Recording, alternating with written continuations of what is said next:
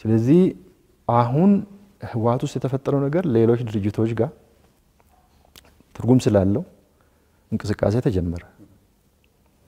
ተጀመረና እንዳልኩ ማታ ደብዳቤ ደረሰኝ እንዲያን ነገር ተፈጥሯል ተብሎ በማግስቱ መለስ ቢሮ ተገናኘንና እንዲያን ነገር ተፈጥሯል ይሄ ነገር ወደ አንተ ድርጅትን መዛመቱ አይቀርም ካመንክ ደግሞ ስለምታሳምን ይሄን ነገር ዲሞክራሲያዊ ማዕከላዊነት መጣስ በጣም ከባድ ችግር ስለሆነ እንድታሳምን ፈልጌ ነው አለ እኔ አልኩት አዎ እንዴት ነው እኔ ያልተዋየሁበትን ማላምንበትን ሄጅ የምናገረው እንደ ተላላኪ አላደርገውም አልኩት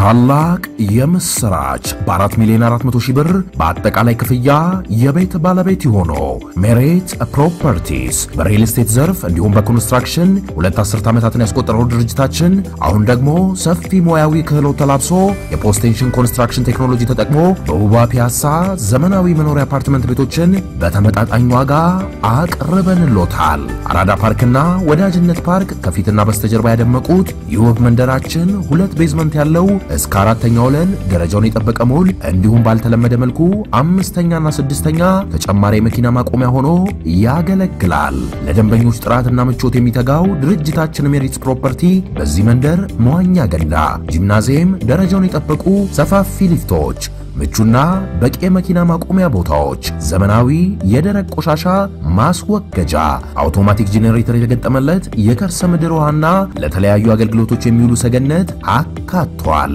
ከባለ 1 እስከ ባለ 3 መኝታ ቤቶችን በ10% ቅድመ ክፍያ ከ441,000 ብር ጀምሮ የቤት ባለቤት ይሆኑ እንዲሁም 70% ለሚከፍሉ ደንበኞቻችን 30% ልዩ የማስተዋወቂያ ቅናሽ ይዘንሎት መተናል ታዲያ የቅናሽ የሚቆየው ለ10 ተከታታይ ቀናት ስለሆነ በ0941 44 7879 ላይ ይደውሉ 3 መሰረታዊ ችግሮችን ለመፍታት ነበር ትግሉ የተደረገው በዋናነት ማለት ይቻላል አንደኛው እና የመጀመሪያው አንገብጋቢ የነበረው የሰላምና መረጋጋት ጥያቄ ነው በነበረው የደርግ ስርዓት ውስጥ ለ17 ዓመታት እጅግ መራራ ጦርነት ተካሂዷል ያገራችን ወጣቶች በብሔረት ድርና በተለያየ መልክ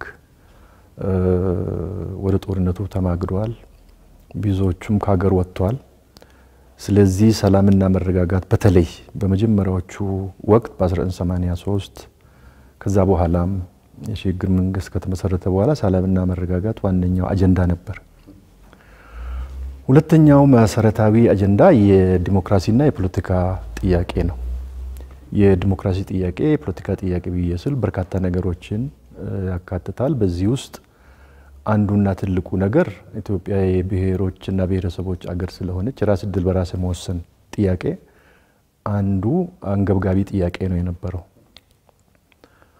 ሁለተኛው የዲሞክራሲያዊ መብቶች የመናገር የመሰብሰብ የመምረጥ የመመረጥ መብቶች በዚህ ውስጥ የሚካተቱ ናቸው በሶስተኛ ደረጃ ከዚሁ ጋር የሚያዘው የሰብአዊ መብት ጥያቄ በነጻነት የመኖር በነጻነት የመንቀሳቀስና የመሳሰሉ ነገሮች በሁለተኛ ደረጃ የሚታዩ ናቸው በሶስተኛ ደረጃ ሶስተኛው አጀንዳ ዋናው አታጋይ የነበረው አጀንዳ የልማት ጥያቄ ነው አገራችን ያው እንደምታውቀው በርካታ ተፈጥሯዊና ሰብአዊ ሀብት ያላት ግን በድህነት ተርታ የምትሰለፍ ሀገር ነች ስለዚህ ልማትን ፈጣን ተከታታይ ልማት ለማምጣት በሚል እንቅስቃሴ ተደርጓል እነዚህ ሶስቱ አንኳር ጉዳዮች ዋነኛ ያታገሉ አጀንዳዎች ናቸው ማለት ነው ከሰላምና መረጋጋት አንፃር በተለይ 84 85 እስከ ሽግግር ጊዜ ወቅት ድረስ የተለያዩ እንቅስቃሴዎች ተደርጓል መድረኩ ፈታኝ ነው የነበረው ከዛ በኋላ ሰላምና መረጋጋት በተነጻጻሪ እስከ 1987 ድረስ በአገሪቷ ደረጃ በተሻለ ደረጃ ሊፈጠር ችሏል ከዛ በኋላ የነበረው የፖለቲካ ስልጣን ጥያቄ እንዴት ነው መሆን ያለበት በመጀመሪያም በሰኔው ኮንፈረንስ የተለያዩ ተቃዋሚ ተፎካካሪ ድርጅቶች ከውጭ ሀገርም ጭምር መጥቶ ተሳትፎ ለማድረግ ተሞክሯል። ከዛ የሽግግሩ ወቅት እንዳበቃ ዋነኛው አጀንዳ የነበረው ህገ መንግስቱን የማርቀቅ ነው።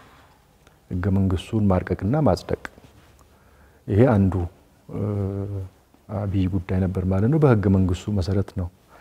ከዛ በኋላ እንግዲህ የተለያዩ ምርጫዎች የተካሄዱት ምናልባት ውስንነታቸውና ሌሎችም በኋላ እናነሳ ይሆናል። ሂደቱን ብቻ ነው ያለሁት። ከዛ በኋላ ያው 87 ህገ መንግስቱ ጸደቀ።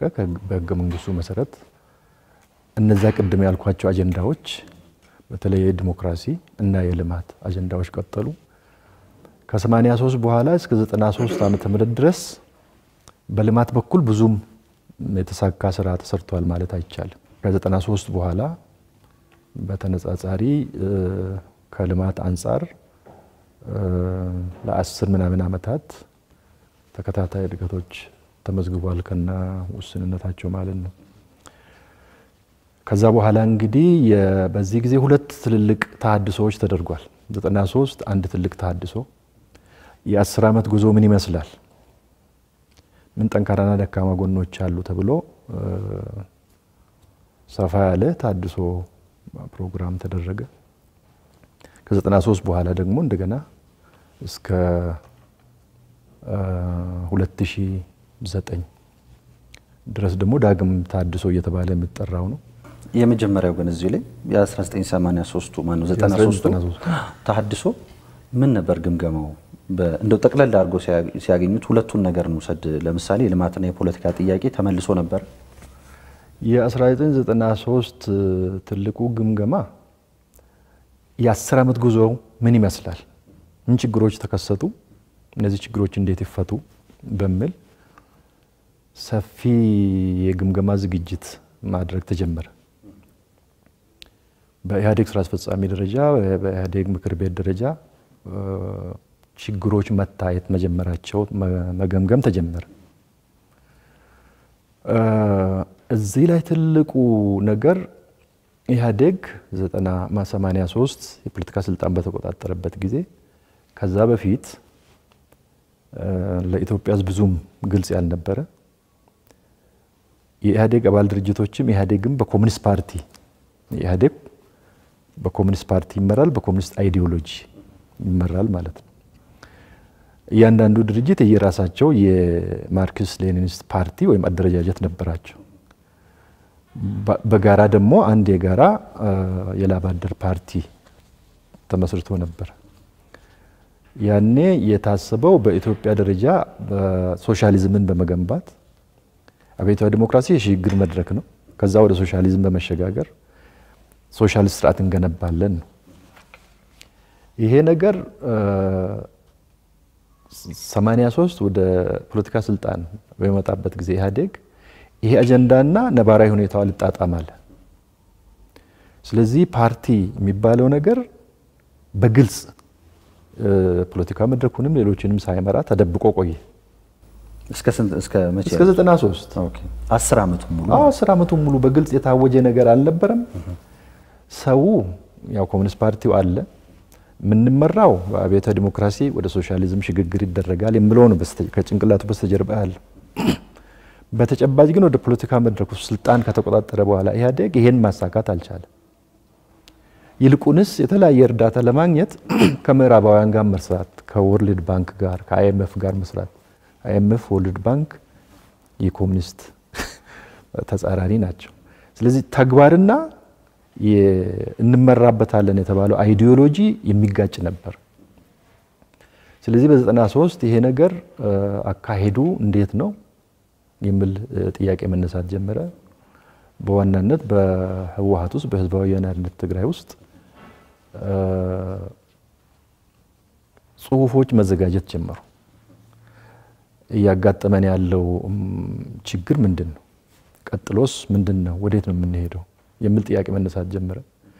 ከዛ በኋላ አጀንዳዎች፣ ጽሁፎች መዘጋጀት ጀመሩ። የመጀመሪያው ጽሁፍ መለስ ያዘጋጀው ጽሁፍ ነበረ።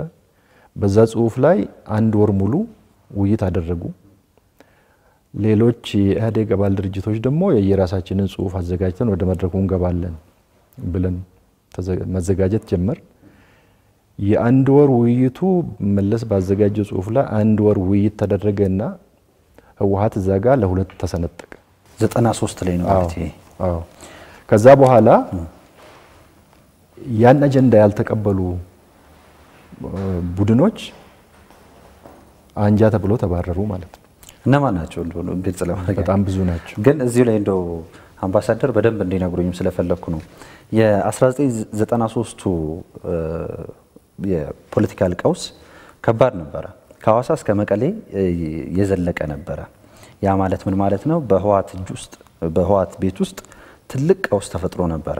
ከዛም ባሻገር የነሱ ህመም ደግሞ ሌሎች የፖለቲካል ፓርቲዎችንም ለምሳሌ ቲፖዞ ፍለጋ በየክልሉ የሚሮራጡ የህወሓት አንጃዎች እንደነበሩ ግልጽ ነውና እስቲ ከዛ አንፃር እንደው በደንብ አብራርቶ ይንገሩኝ።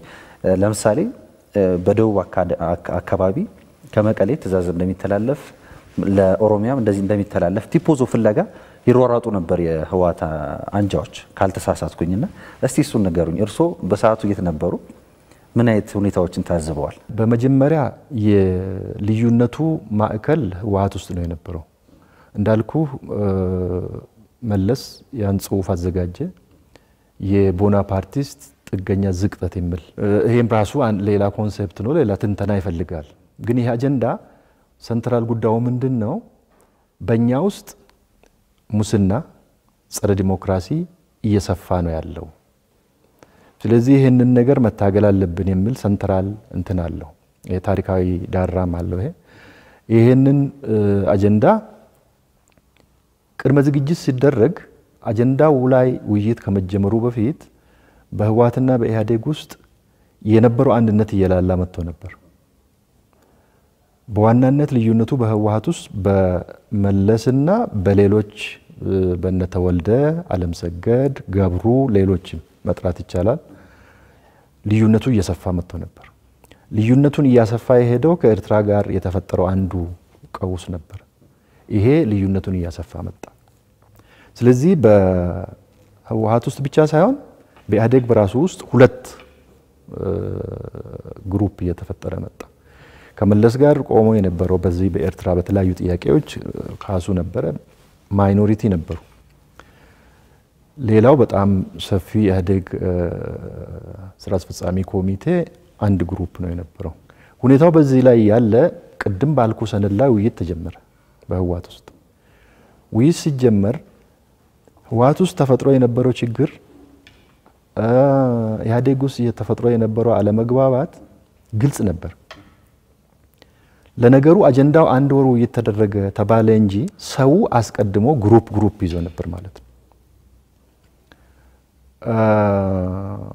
ስለዚህ ወደ ውይይቱ ሲገባ በአጀንዳው ላይ ተወያይቶ በሐሳብ ለመሸናነፍ ሳይሆን ጎራውን የለየ ነበር ማለት ነው። መጨረሻውም ይታወቅ ነበር ከመጀመሪያ ጀምሮ። ሌሎች ድርጅቶች መረጃ ነበር የምናገኘው።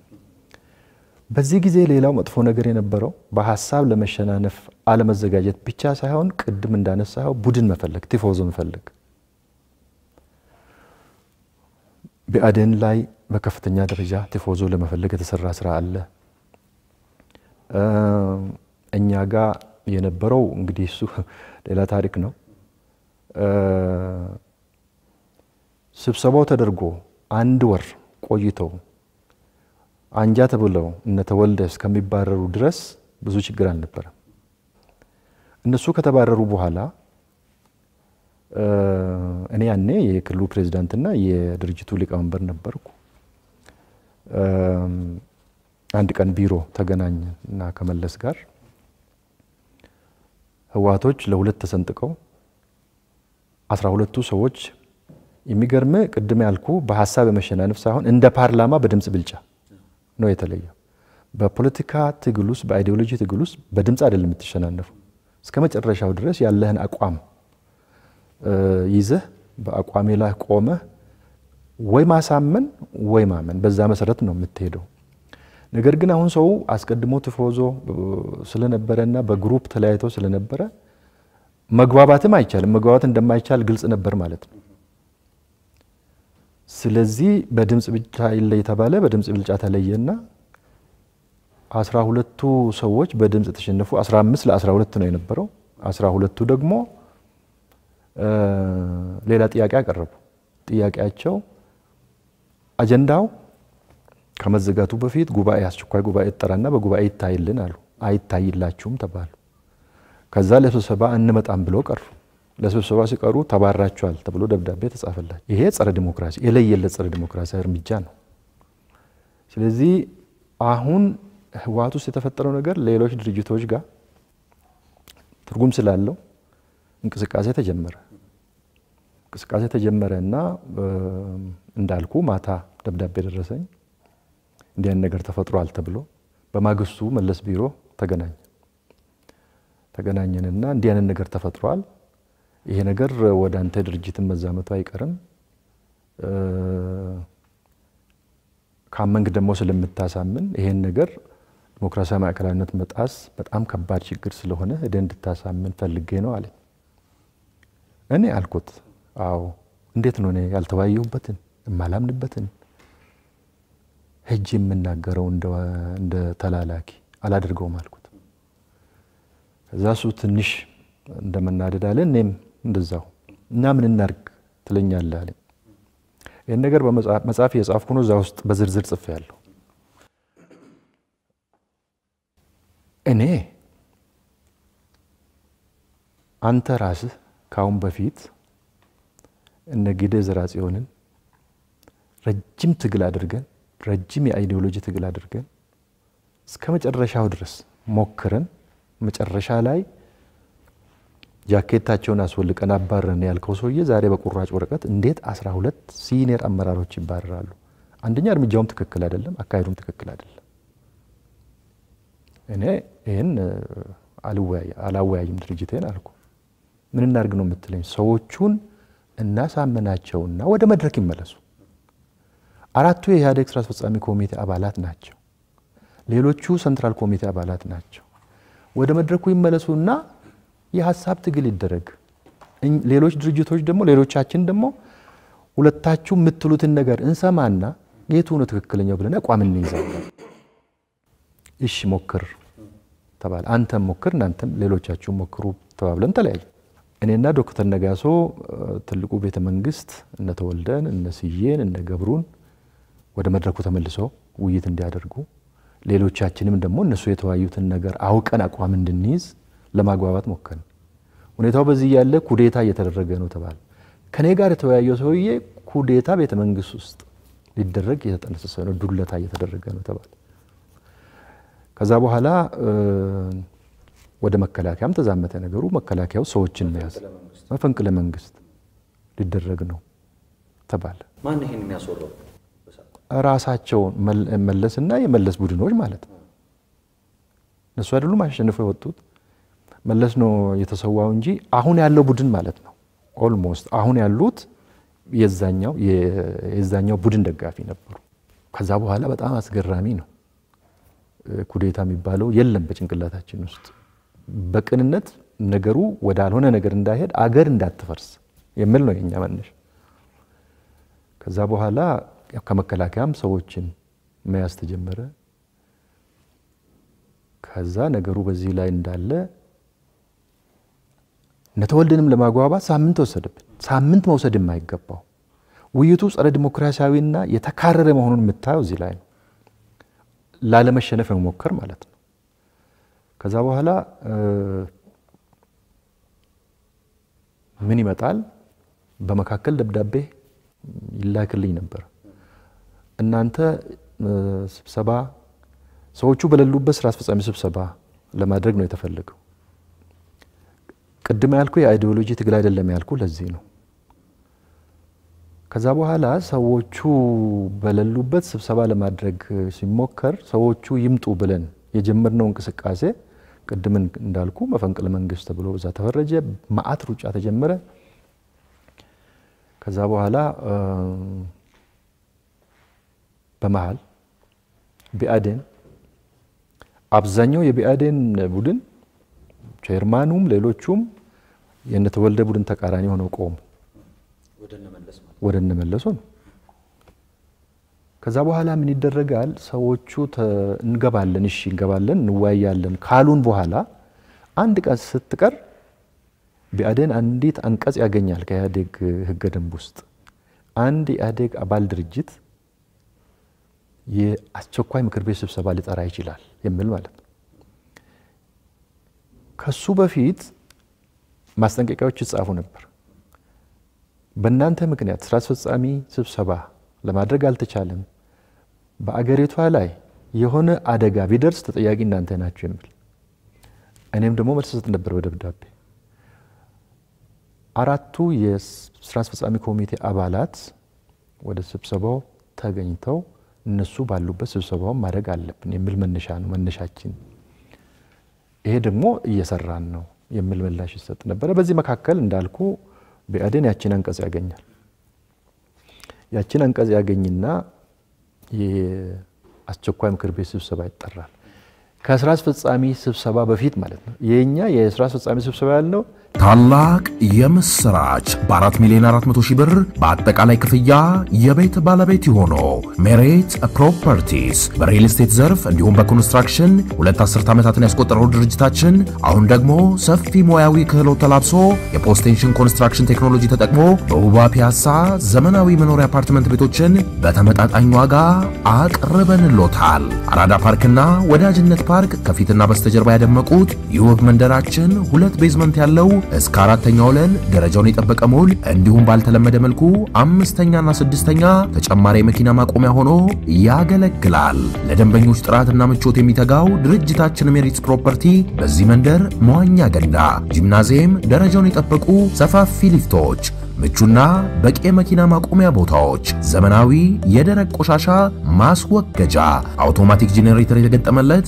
የከርሰ ምድር ውሃና ለተለያዩ አገልግሎቶች የሚውሉ ሰገነት አካቷል። ከባለ 1 እስከ ባለ 3 መኝታ ቤቶችን በ10% ቅድመ ክፍያ ከ441 ሺህ ብር ጀምሮ የቤት ባለቤት ይሆኑ።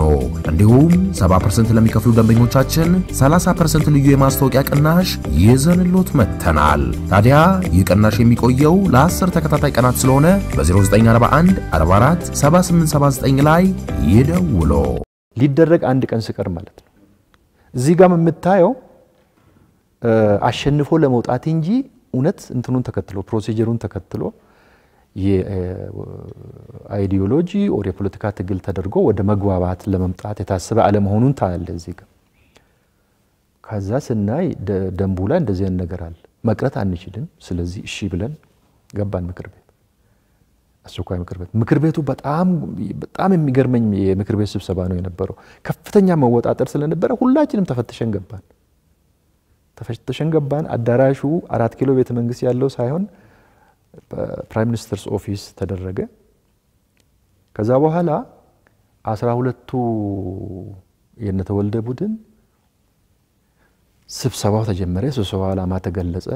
ከዛ በኋላ ምን ተደርጓል? ከመቀሌ ሌሎች ሊያግዙ ይችላሉ የሚባሉ ካድሬዎች እነተወልደ መቀሌ ሄደው የካድሬ መድረክ አሁንም አጀንዳ የማን አጀንዳ ይቅደም በሚል ተለያይተው እዛም መድረክ ረግጦ ወጡ። አዎ። ከዛ በኋላ ይሄንን የሚያስረዳ ተብሎ ካድሬ ከትግራይ መጣ። እነዚህ ካድሬዎች ራሳቸው ይሄ ለምክር ቤቱ አጋዥ የሚሆኑ ናቸው ማለት ነው። የመጡት ግን አስረጂ በሚል ከዛ በኋላ ምክር ቤት ስብሰባ ስንገባ የፕሮሲጀር ጥያቄ ተነሳ። መጀመሪያ እነተወልደ እኛ በምን ደረጃ ነው የምንሳተፈው አሉ። እናንተ ስለተባረራችሁ ከሴንትራል ኮሚቴ ታዛቢ ናችሁ ተባሉ። ጉዳዩ ግን በሁለት መሃል ነው። አዎ እምልህ አንደኛ የፕሮሲጀር ጥያቄ አይደለም የሚቀድመው፣ መድረክ አግኝተው ሐሳባቸውን መግለጽ፣ ሌላው ሐሳቡን መግለጽ፣ ግንባታ ከሆነ ተደማምጠህ ወደ ተሻለው መግባባት መድረስ ነው የሚፈልገው። ግን መሸናነፍ ብቻ ነው የነበረው እንጂ ተግባብቶ ተዋይቶ አገርንና ሕዝብን ወደፊት የማራመድ ጉዳይ አይደለም የነበረው። ከዛ በኋላ እንደዛ ከሆነ እኛ የሴንትራል ኮሚቴ አባላት በጉባኤ እስካልተነሳን ድረስ ታዛቢ ሆነን አንሳተፍም ብሎ ረግጦ እንደገና ወጥ 3ኛ ጊዜ ማለት። ከዛ በኋላ የተወሰኑ ሰዎች ቀሩ። ከዛ ማን ቀረ ዋነኛው የግምገማው ታርጌት እነና ነጋሶ ሆነ ማለት ነው ኩዴታ አርጋቸዋል ተብላችሁ ነበር ባለፈው አሁን እነሱን ለማግባባት ጊዜ ወስደናል ደብዳቤ ስንጻጻፍ ነበር ስለዚህ ወጡ እነ ተወልደ ወጡ ከዛ በኋላ አሁንም ማሸነፎ መውጣት ስለሆነ በከፍተኛ ደረጃ በቃ ሰርግና ምላሽ ሆነ መለስ ያን ቀን የተለየ ባህሪ ነው ያየው በጣም የፉከራ ይበዛበት ንግግር ያኔ መጽሐፉም ላይ ጽፏል ነጋሶ ዛሬስ መንግስቱ ኃይለማርያም መሰልከኛለው ያን ቀን ከመጠን በላይ ፉከራ ስለነበረ ማለት ነው ከዛ በኋላ ያው አንጃ የተባለው በዛው ቀረ ከዚህ በኋላ መግለጫ ስጡ ተባል አራት ሊቃነ መናብርት መግለጫ ሰጠን ከዛ በኋላ ወደ ምክር ቤት ስብሰባ ቀጠለ ከዚህ በኋላ ነው እንግዲህ ነጋሶ መድረክ ረግጦ ወጣ ከዛ በኋላ እኔ ደግሞ የአንጃው ደጋፊ ተብዬ ከፕሬዝዳንትነትና ከሊቀመንበርነት እኔ ወደፊትም እንዳልኩ በሰፊው የሚገለጸው ነው የተከተልኩት እንትን የነበረው ምንድነው ከነጋሶ ጋር የተለያየ ነው ነጋሶ እልህ ተያያዘ በፖለቲካ ውስጥ ደግሞ ይሄ አይሰራም እኔ ሰንትራል ጉዳይ የነበረው አገርና ህዝብ ማዳን መሆን አለበት እኔ አንድ ግለሰብ ነኝ አገር ካለ እኖራለሁ ህዝብ ካለ እኖራለሁ የፈለገው ጉለት ይኖረው መበታተን መምጣት የለበትም መሳካት አለበት የሚል ነገር ነበር ከዚህ በመነሳት አሁን ከፕሬዝዳንትነት ሲወርድ ራሴ ነኝ ደብዳቤውን ጻፍኩት ኮሚቴ አስመርጬ ምክንያቱም በአንድ ቀን 6 ሰዓት የፈጀ ግምገማ ተደርጓል እዛ ላይ ማአት ነገር ነው የተነሳው በዋናነት የተነሳው ከቢአዴን አንዳንዶቹ እስር ቤት ናቸው ያኔ ገንቢ ያልሆነ ነገር ሲያነሱ የነበሩት ማለት ነው እኔ ድርጅት አገርና ህዝብ ነው ማስቀድመው ቼርማን ሆኜ አልቀጥልም ኮሚቴ አስመርጣለሁ ብዬ ኮሚቴ አስመርጬ ታድሶ በኮሚቴ ቀጠለ እኔ ደግሞ ኩርፊያ የሚባል ነገር መምጣት የለበትም ብዬ መስዋዕትነት ከፍዬ ከዛ በኋላ የፖለቲካ እርምጃውን ለማጠናከር የሙስና በዘመድ ይሰራል የሚባል ነገር መጣ እኔ ጋር ሳይነጋገሩ በሚዲያ እሱን ሁሉ ዞሮ በሂደት ብዙ መስዋዕትነት ቢከፈልም የተከተልኩት አቅጣጫ እኔ ለህሊናዬ ተገቢ ነው ብዬ ነበር የምወስደው ደቡቦችን ስለ ያነሳው ቤተ መንግስት ነገር እየተበላሸ ነው ቲፒኤልኤፍ ያልሆነ አደጋ ላይ ይወደቀ ነው ይሄ ደግሞ ለአገርና ለህዝብ ተረፋል ብለን አባቴክሾና ደረጀን እኛና ነጋሶንን መጥቶ እንዲወያዩ ያደረግነው ቤተ መንግስት እኛ ካሰብነው የተለየ ምንም ነገር አልነበራቸው ነገሩ በወጉ እንዲፈታ ያልሆነ ችግር እንዳይፈጠር ነው የነሱን ፍላጎት ካሱ የነሱ ሊቃውንት ነበር እሱ ያው ከመለስ ጋር ስለሆነ ሁለቱን ጠርተን ተነጋገርና ከኛ ጋር ማግባባት ጀመሩ ይሄን በማድረጋቸው በመጨረሻ ያው ለእስር ተዳረጉ የፖለቲካው የሙስና ታርጋ ለጠፈና እስር ቤት ገቡ እኔ የሚመዘዝ ነገር ስለጠፋ ነው ያልገባሁት እስር ቤት እንግዲህ ተመልካቾቻችን እየተከታተላችሁ ያላችሁት ወቅታዊ ጉዳይ ነው ከአምባሳደር ኩማ ደመቅሳ ጋር እየተወያየን ነው የምንገኘው እስቲ ወደ ሌላኛው ርዕሰ ጉዳያችን ደግሞ እንመለስ ይሄን ለእንዶ ህዝባችንም እንዲያውቀው ከዛም ባለፈ ደግሞ አሁን ያለው ሀገራዊ ወቅታዊ ሁኔታ ነገር አለና ከጀርባ ያለው ነገር ህዝቡ ካወቀ በኋላ አሁን ስለምናወራቸው ነገሮች መሰረት ይጥላል ብያንስቼ ነው አሁን እርሶ እንዳሉት ከፖለቲካሊ ከነሱ ጋር ያልተስማማውን በሙስና በሌላም ታርጋ እየለጠፉ ወይ እስር ቤት ወይ ደግሞ ዝም ብሎ ቁጭ ብሎ እንዲቀመጥ የማድረግ ሂደት አለ ከዚህ ባለፈ ደግሞ በህዝቦች ዘንድ ይሄ በእናንተ ነው በህዝቦች ዘንድ ደግሞ መራራቅ መከፋፈል እንዲኖር ያሰት ትርክቶች አሉ የመጀመሪያው ያሰት ትርክቶች ለምሳሌ ኦሮሞን ከአማራ አማራን ከደቡብ እንደዚህ የማጋጨት ሂደት አለ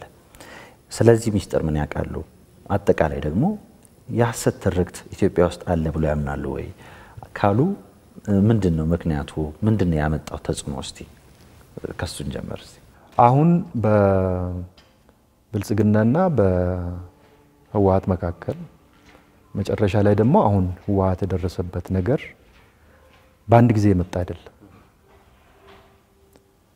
1993 በኔ እምነት 1993 አንዱ ህወሓት የቁልቁለት ጉዞ የጀመረበት ጊዜ ነው ብዬ ነው ማምነው እንዴት ብትለኝ በንድፈ ሐሳብ ደረጃ ኢህአዴግ ስለ ዲሞክራሲ ብዙ ይናገራል ሁላችንም ብዙ እናወራለን ህወሓትም ስለ ዲሞክራሲ ብዙ ይናገራል ሌሎች ድርጅቶችም ስለ ዲሞክራሲ ብዙ እንናገራለን ነገር ግን በድርጅቶቹ ውስጥ ራሱ ዲሞክራሲ የሚባል ነገር የለም አንዱ ህዝቡ ማወቅ ያለበት ይሄ ነው የሚመስለኝ እንኳንስ በህብረተሰብ ደረጃ በድርጅቶቹ ውስጥ ዲሞክራሲ የለም ቅድም ጀመርኩልን ልቀጥልል ቲፒኤልኤፍ ህወሓት በሁለት ሲከፈል በአንድ ፖለቲካ ድርጅት ውስጥ ፖለቲካ ትግል የመድረክ ትግል ግምገማ ውይይት የተለመደ አንድ ዲሞክራሲያዊ ድርጅት ዲሞክራሲያዊ የሚባለው ቅድም እንዳልኩ በፕሮሲጀር እንደ ፓርላማ በድምጽ ብልጫ ሳይሆን በሐሳብ ነው የምትሸናነፈው ያስኮ ዓላማ ያስኮ ፕሮግራም ምን ያህል ዲሞክራሲያዊ ከሆንክ ህዝባዊ ከሆንክ ምን ያህል ለህዝቡ ይጠቅማል ከዚህ አንፃር ምንድነው መደረግ ያለበት በየደረጃ ያሉት አመራሮች የድርጅቱ አባላት ምንድነው ከነሱ የሚጠበቀው ከህዝብ አንድ እርምጃ ቀድሞ በአስተሳሰብ ከህዝብ አንድ እርምጃ ቀድሞ በስነ ምግባር ህዝብን እንዲመሩ ከተፈለገ ምንድነው መሆን ያለበት የሚለው በጣም ወሳኝ ነው ከዚህ አንፃር ዲሞክራሲያዊ የተባለ ብዙ ጊዜ የሚነገረው 93 የተፈጠረውን ወስደን በማየት ብቻ ስለ ጸረ ዲሞክራሲያዊ አመለካከትና ድርጊት በደንብ ማወቅ ይቻላል ቅድም እንዳልኩ በኢህአዴግ ስራ አስፈጻሚ ውስጥ በህወሓት ውስጥ በተለያዩ ጉዳዮች ላይ ውይይት ተደርጓል የኤርትራ ጉዳይ ብዙ ያነጋገረ ብዙ ያጨቃጨቀ ነበር ምን ገነባው ስርዓት ምን አይነት ስርዓት ነው ብዙ ያነጋገረ ብዙ ያጨቃጨቀ ምን አይነት ኢኮኖሚ ነው ምን ገነባው ብዙ ያነጋገረ ብዙ ያጨቃጨቀ ማጨቃጨቅም ነበረበት ውይይቱ ግን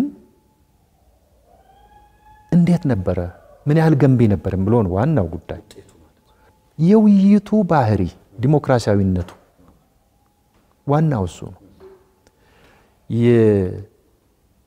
የፖለቲካ ትግል የአይዲዮሎጂ ትግል ስታደርግ ዲሞክራሲ መኖር አለበት እኔ አንተን ማሸነፍ የሚገባኝ በሐሳቤ ነው አንተ የኔን ሐሳብ የሚጻረር ነገር ካለ እኔ ደግሞ ያንተን ሐሳብ አዳምጥና ያንተ ከኔ የሚሻል ከሆነ እና ያንተ ከኔ መሻሉን ከተረዳው ለመቀበል ዝግጁ መሆን አለብኝ ኖ እኔ ራሴን ብቻ ይዤ ሄዳለሁ ያንተን አልሰማም ኖ የራሴን ሐሳብ ባንተ ላይ ጭናለሁ ጸረ ዲሞክራሲ የሚባለው ይሄ ነው በዚህ ጊዜ የሐሳብ ትግል ገንቢ ትግል ዲሞክራሲያዊ ትግል የሚባል ነገር አይኖር ነበረ ግን በዛ ሰዓት አልነበረም እሱ ነው ዋናው መለስ ያንን አጀንዳ ይዞ ሲቀርብ የመለስ ግሩፕ ይሄን ይዞ ሲቀርብ እነዚህን የሱን አጀንዳና የሱን አመለካከት የሚጻረሩ ሰዎችን አሸንፎ ለመውጣት ብቻ ነው ታርጌት የነተወልደ ቡድንም በተመሳሳይ መልኩ ሐሳብን በሐሳብ ማፍረስ ሳይሆን እነሱም ደግሞ የነሱ ግሩፕ አሸንፎ እንዲወጣ ይሄ ጸረ ዲሞክራሲ ተቃውሞን ያለ ማስተናገድ ያለ መደማመጥ የሐሳብ ትግል አደማደግ ግን በቲፒኤልኤፍ እንደምሳሌ ገለጽኩልህ እንጂ ሁሉም ድርጅቶች ጋር የነበረ ጸረ ዲሞክራሲ አካሄድ ነው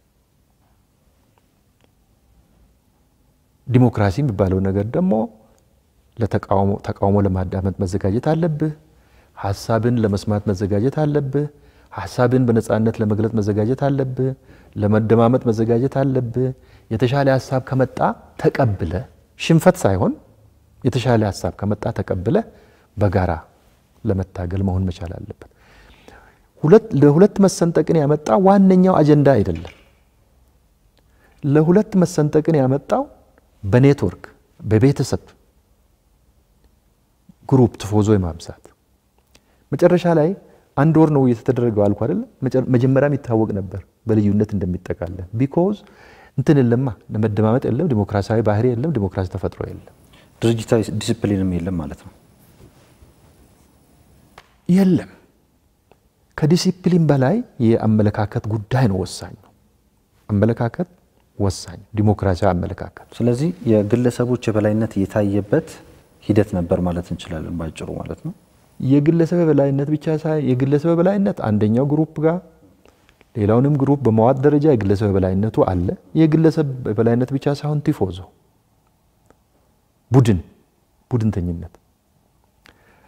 ቡድንተኝነቱ ምን ሆነ እነዛ 12ቱ አመራሮች ሲወጡ የድርጅቱ ኮር ናቸው እነዚህ አይሉ የድርጅቱ ኮር 12 ሲኒየር አመራር ማጣት ለአንድ ፖለቲካ ድርጅት በጣም ከባድ ውድቀት ነው ለመስመሩ ለዓላማው ለፕሮግራሙ ግንባር ቀደም የሆኑ ናቸው ማለት ነው እነዚህ ከነ ችግራቸው የዚህ ኃይል መውጣት ቲፒኤልኤፍን አዳከ ያኔ ነው ቁልቁለት ጉዞ ለጀመረ የቁልቁለት ጉዞ ያልኩ ለዚህ መሸናነፍ እንጂ የዚህ የድርጅቱ የወደፊት እጣ ፈንታ አይደለም የታየው መሸናነፍ እንጂ የኢትዮጵያ ህዝብ የወደፊት እጣ ፈንታ አይደለም የታየው መሸናነፍ እንጂ አገሪቷ ወዴት ትሄዳለች የሚለው አይደለም የታየው ከዛ በኋላ ምን ሆነ አሁን ያለው ግሩፕ አሁን ቲፒኤልኤፍንና የትግራይን ህዝብ ለአደጋ ያጋለጠው ግሩፕ አሸንፎ ወጣ በዚህ ግሩፕ ውስጥ በቤተሰብ በቡድን በመሳሰለው በከፍተኛ ደረጃ ይንቀሳቀስ ነበር ይሄ ግሩፕ ስለዚህ ጸረ ዲሞክራሲ መሆኑ ብቻ ሳይሆን ለአገሪቷና ለህዝቡ ከዛ ጊዜ ጀምሮ ኢህአዴግም እየተዳከመ መጣ በዚህ ጊዜ በርካታ ነገር የግለሰብ ስራ ብቻ እየሆነ መጣ መለስ አሸንፎ ከወጣ በኋላ በቲፒኤልኤፍ ውስጥም በኢህአዴግ ውስጥም በተነጻጻሪ በፊት ትንሽ ነፍስ ያለው ክርክርና ውይይት ራሱ እየተዳከመ መጣ ከዛ እንደዛ ያለ የወረደ መጥቶ አሁን የደረሰበት ደረጃ ደረሰ አሁን የደረሰበት ደረጃ መድረሱ ሊደርስ እንደሚችል ብዙ ለኔ ብዙ እንትን አይደለም ግን የደረሰበት ደረጃና የችግሩ ባህሪ ነው በጣም የገረመኝ እጅግ አስከፊ ጸረ ህዝብ ድርጊቶችን ሳይ ከገመትኩት በላይ ነው የሆነብኝ ስለዚህ ይሄ አጠቃላይ አሁን የደረስንበትን ነገር ለማሳየት ነው ያነሳው ወዳነሳው ሌላው ነገር የትርክት ያልከው ነገር እዚህ ጋር እንግዲህ ጎልቶ የሚሰማው ባለፈው 30 አመት አሁን ወደ ኋላ አካባቢ ደግሞ የመጣው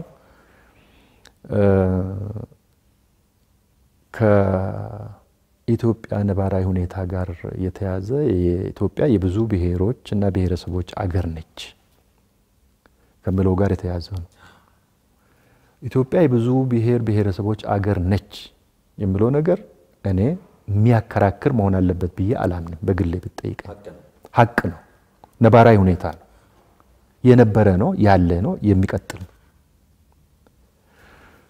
ኢትዮጵያ የ80 ኦር ከ80 በላይ የብሔር ብሔረሰቦች አገር ነች የብዙ ሃይማኖቶች አገር ነች ይሄ ተጨባጭ ነው ነባራዊ ነገር ይሄ ሁኔታ ባለበት ወቅት ኢትዮጵያ ለብዙ መቶ ዓመታት ኖራለች እነዚህ ብሔር ብሔረሰቦች ኖረዋል በአንድ ወቅት አንድ ማዕከላዊ መንግስት ለመመስረት በተደረገው እንቅስቃሴ ሁለት እንትን ነው የሚሰጠው እዚህ ጋር አንዳንዶቹ ዳግማዊ አፄ ምኒልክ አገር ለማቅናት ነው ብሎ ይወስዳሉ አንዳንዶቹ ደግሞ ዳግማዊ አፄ ምኒልክ አንዳንዱ አካባቢ ላይ በዲፕሎማሲ ብዙ ቦታ ደግሞ በወታደራዊ ኃይል በወቅቱ በነበራቸው የትጥቅ የበላይነት በወቅቱ በነበራቸው ወታደራዊ የሰለጠነ የወታደር ኃይል የበላይነት የዲፕሎማሲ የበላይነት በአንድ ማዕከላዊ መንግስት ስር ለመግባት ያልፈለጉትን ብሔር ብሔረሰቦች በመሳሪያ ፈሙዝ በኃይል አንበርክከዋል የሚል ደግሞ አለ ይሄም እውነት ነው አሁን እዚህ ላይ እንግዲህ መውሰድ ያለብን አንደኛ ነባራዊ ሁኔታውን ብሔር ብሔረሰቦች ምሎ መውሰድ አለብን ሁለተኛ እነዚህ ብሔር ብሔረሰቦች በሰላማዊ መንገድ ብቻ ሳይሆን በመሳሪያ አፈሙዝ በቁጥጥር ስር የገቡ መሆናቸውን መቀበል አለብን። ብዙ ሰው ተሰውቷል፣ ብዙ አካል ጎሏል፣ ብዙ ንብረት ጠፍቷል። ይሄም እውነት ነው። ይሄን እውነት መቀበል ያስፈልጋል። ስለዚህ እዚች ላይ በሀገር ምስረታ የሀገር ምስረታ አንዱ ባህሪ ነው ማለት እንችላለን። እዚሁ ላይ እነዚህ አይነት ነገሮች በዲፕሎማሲም በጦርነትም ለማድረግ ያካሄዱት ሂደት ነው ባህሪው ነው ማለት እንችላለን። በተለያየ አገርና በተለያየ ምድር እንደዛ ተደርጓል። ነገር ግን አንድ ነገር በደንብ መታየት ያለበት የሚመስለኝ የአገር ምስረታም ቢሆን አገር ምስረታው እንዴት ተደረገ? በአገር ምስረታ ወቅት ህይወት አልፈዋል፣ አካል ጎሏል። ብሔር ብሔረሰቦች ይሄንን ጭቆና ነው ብሎ ይቀበላሉ። በአካባቢያችን በባህላችን በአስተዳደራችን እየኖርን እያለን መጥተው በኃይል አንበረከኩን፣ ገደሉን፣ አካባቢያችንን ተቆጣጠሩ፣ መሬታችንን ይዘው ጭሰኛ ያደረጉን የሚሉ አሉ። ይሄንን የራሳቸው ጉዳይ አገር ምስረታ ስለሆነ አገር መመስረት ስላለበት አንድ ማዕከላዊ መንግስት መመስረት ስላለበት ቁስላችሁ የሞታችሁት የደማችሁት ዜሮ ነው ማለት አትችልም፣ አይገባም። እነዛ ማንሳቱን አይተውማ ቅድመ አያቶቻቸው ዘር ማንዘራቸው የሞተባቸው ሰዎች ዛሬም ያነሳሉ። ይሄን ቁስል ይሄን ችግር መቀበል ያስፈልጋል። አገር ምስረታ ነው አገር ለማቅናት ነው ብለህ ከቆምክ እንደዛ የቆሰሉት የተሰዉት ማንሳታቸው አይቀርም። እያነሱ ነው፣ አሁንም የታገሉ እያነሱ ነው ጥያቄ። ስለዚህ ይሄን ጥያቄ ማዳመጥ መቻል አለብህ። ችግር የሚሆነው ምንድነው መሰረት ትርክቱ ጋር ችግር የሚሆነው አስተያየቶቹ ሚዛናዊነት ይጎላቸዋል። ትርክቱ ጋር ችግር የሚሆነው ሁለት ጽንፍ የሚረግጡ አመለካከቶች ይመጣሉ እዚህ ጋር። አንደኛው አገር ለመመስረት አገር ለማቅናት አንድ ማዕከላዊ መንግስት ለመመስረት ስለሆነ አፋቸውን ዝጉ የሚል። ሁለተኛው ደግሞ ዳግማዊ አፄ ምኒልክ ያደረጉትን የተለያዩ ብሔር ብሔረሰቦችን በመሳሪያ ኃይልና በወታደር ያደረጉትን እንቅስቃሴ የቅኝ ግዛት ጥያቄ ነው የሚሉ። ለምሳሌ ከኔ ብሔር የሆነውን ኦነግን ብትወስድ ለብዙ ጊዜ የቅኝ ግዛት ጥያቄ ነው። ዳግማዊ አፄ ምኒልክ ኦሮሚያን መጥቶ በኃይልና በመሳሪያ አፈሙዝ ስላበረከኩ የኦሮሞ ጥያቄ የቅኝ ግዛት ጥያቄ ነው፣ መፍትሄውም ነፃ ኦሮሚያን መመስረት ነው ይላሉ። አንድ ጽንፍ ነው፣ ሌላ ጽንፍ ነው ይሄ። ቅድም ያልኩ አንድ ጽንፍ ነው፣ ይሄኛው ሌላ ጽንፍ ነው። ይሄ የኦሮሞ ህዝብ ግን አይደለም። አንዱ መታወቅ ያለበት የኢሊቶቹ ነው፣ የፖለቲከኞቹ። አንደኛ ቅኝ ግዛት ነው የሚባለው ነገር ትክክል አይደለም። ኦሮሚያ ተብሎ የተመሰረተ አንድ ራሱን የቻለ መንግስት፣ አንድ ራሱን የቻለ ባንዲራ ያለው፣ አንድ ራሱን የቻለ ክልል አስተዳደር ያለው መንግስት አልነበረም። ስለዚህ ቅኝ ግዛት አይደለም። ቅኝ ግዛት ባይሆንም ግን ህዝቡ ላይ የደረሰ ጭቆና የደረሰ ግፍ ደግሞ አለ። ስለዚህ ህዝቡ ጥያቄ አነሳ፣ መታገል ፈለገ። ይሄንን ጥያቄ አሁንም ወደፊትም የኢትዮጵያ አንድነት ጠንክሮ እንዲሄድ ከተፈለገ እነዚህ በዛን ወቅት ቆስለናል፣ ሞተናል የሚሉ ብሔር ብሔረሰቦች ምን እያሉ ማለት አለብን። ይሄን መስማት ያስፈልጋል። ይሄን ቁስል መካፈል ያስፈልጋል። ሁለተኛ ጽንፍ የረገጠውን አመለካከት ደግሞ መታገል ያስፈልጋል። ቅኝ ግዛት ነው መገንጠል አለብን ነፃ ምናምን የሚባለው ደግሞ ትክክል አይደለም። እነዚህ ኢሊቶች ለምንድን ነው እንደዛ ያመሉት ብለህ ብትጠይቀኝ የፖለቲካ ስልጣን ረሃባቸውን ለማሳካት ነው። እስካሁን የቀጠለ ትርክት ነው ይሄ። እስካሁን የቀጠለ ትርክት ነው። አንዱ የኢትዮጵያ በሽታ ይሄ ነው። ፖለቲከኞቹ ኢሊቶቹ ሁሉ ጊዜ ለስልጣን ያላቸው ጉጉት ረሃብ ከፍተኛ ነው። ይሄ የኦሮሞ ብቻ አይደለም፣ ሌሎቹ በኢትዮጵያ ውስጥ አንዱ በሽታ እሱ ነው አሁን። ነገር ግን ስልጣን ሳይዙም ደግሞ የህዝቡን መብትና ጥቅም ደግሞ አያስከብሩ። የራሳቸውን ብሔር ጭምር ይጨቁናሉ፣ ይገላሉ፣ ይረግጣሉ። ስልጣን ቢይዙስ የባሰ ነው። ስለዚህ እነዚህ ትርክቶች በደንብ መታየት አለባቸው። አንድ ሁለተኛ አንድ መስተካከል ያለበት ችግር ዳግማዊ አፄ ምኒልክ ከአማራ ስለወጡ አማራ ስለሆኑ ህዝቡን በመሳሪያ አፈሙዝ የተቆጣጠረውንና ከዛ በኋላም ደግሞ የቀጠሉት ነገስታት ፖለቲካ ስልጣን ተቆጣጥረው በፖለቲካም በኢኮኖሚም ህዝቡ ላይ ጭቆና ስላደረሱ የአማራ ህዝብ በዚህ አይን መታየት የለበትም የምለው ነው። ጥቂት ገዢዎች ለአማራ ህዝብ እኮ ያደረጉት ምንም ነገር የለም።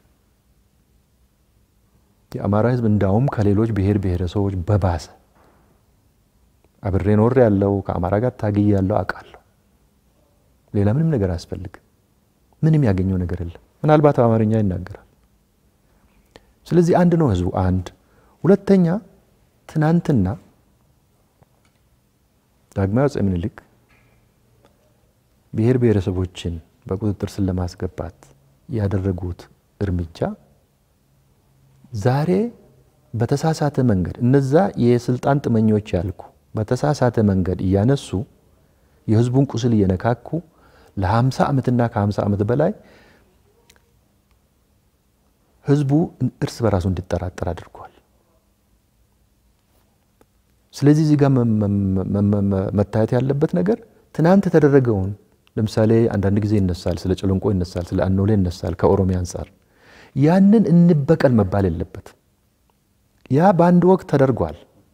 ያን ያደረገው አማራ አይደለም። ያን ያደረጉት ገዢዎች ናቸው። ቁስሉን እንስማ ሲባል እንበቀል ማለት አይደለም። እንበቀልም መሆን የለበት። ስለዚህ የኦሮሞ ህዝብ የደቡብ ብሔር ብሔረሰብ ህዝብ የአፋር ህዝብ የሶማሌ ህዝብ አብሮ የመከራ ህይወት ያሳልፍ የነበረ ህዝብ ነው። ስለዚህ ትርክቱ አደገኛ የሚሆነው በብሔሮች መካከል መከፋፈል እንዲፈጠር እርስ በራሱ እንዲጠራጠር እየቀረበ ያለው ትርክት ነው። ከዛኛው ወገንም ዝም በል ቁስልን ቻልና ኑር የሚል በዚህ በኩል ደግሞ የነበረውን ነገር ከመጠን በላይ ለጥጦ በተሳሳተ መንገድ ተርጉሞ የብሔር ብሔረሰቦች እርስ በራሳቸው እንዲጠራጠሩ የሚያደርገው ነገር ይሄ መቆም አለበት። ስለዚህ ከትርክቶቹ አንፃር እኔ ባንኞቹ አስቸጋሪና ዛሬም ጭምር እየቀጠሉ ያሉ የሚመስሉኝ እነዚህ ናቸው። በተለይ በሀገራችን የዲሞክራሲ ስርዓት ግንባታና የህግ የበላይነትን እንዴት ያዩታል? በተለይም ደግሞ እርስዎ ጀርመን በነበሩበት ጊዜ ምን ታዘቡ? ምን አዩ? የኛ ሀገር የዲሞክራሲ ስርዓት ግንባታውስ በትክክለኛው መንገድ እየሄደ ነው ወይ? የህግ የበላይነት እየተከበረ ነው ወይ? ምንድናቸው ማነቆች? እስቲ ከውጭ ጋር አያይዘው እንዲነግሩኝ ነው። እንግዲህ እንደነገርኩ ድርጅት ውስጥም ዲሞክራሲ የለም ብያለሁ። እኔ እንደዛ ነው ማምነው። በሀገር ደረጃም ዲሞክራሲ የለም። እኔም እንደዛ ነው ማምነው። ውሸት ነው። እያንዳንዱ መሪ እያንዳንዱ ሰው ራሱን መፈተሽ አለበት። ዲሞክራሲያዊ ስርዓት ወደ ስርዓት ከመሄድ በፊት ወደ ግለሰቦች ነው መምጣት ያለበት። ምንድነው አስተሳሰባችን ከዲሞክራሲ አንፃር? ዲሞክራሲያዊ አስተሳሰብ ዲሞክራሲያዊ ባህል ያለ መኖሩ ዋነኛው የችግሩ መንስኤ ነው ብዬ ነው ማምነው። ብልጽግና አሁን ሀገር ይመራል አይደለም? ብልጽግና ከዲሞክራሲ አንፃር ራሱን በሚገባ ማየት ይኖርበታል። ዲሞክራሲያዊ ባህል ዲሞክራሲያዊ አመለካከት አስተሳሰብ ካልገነባ አደጋ ነው።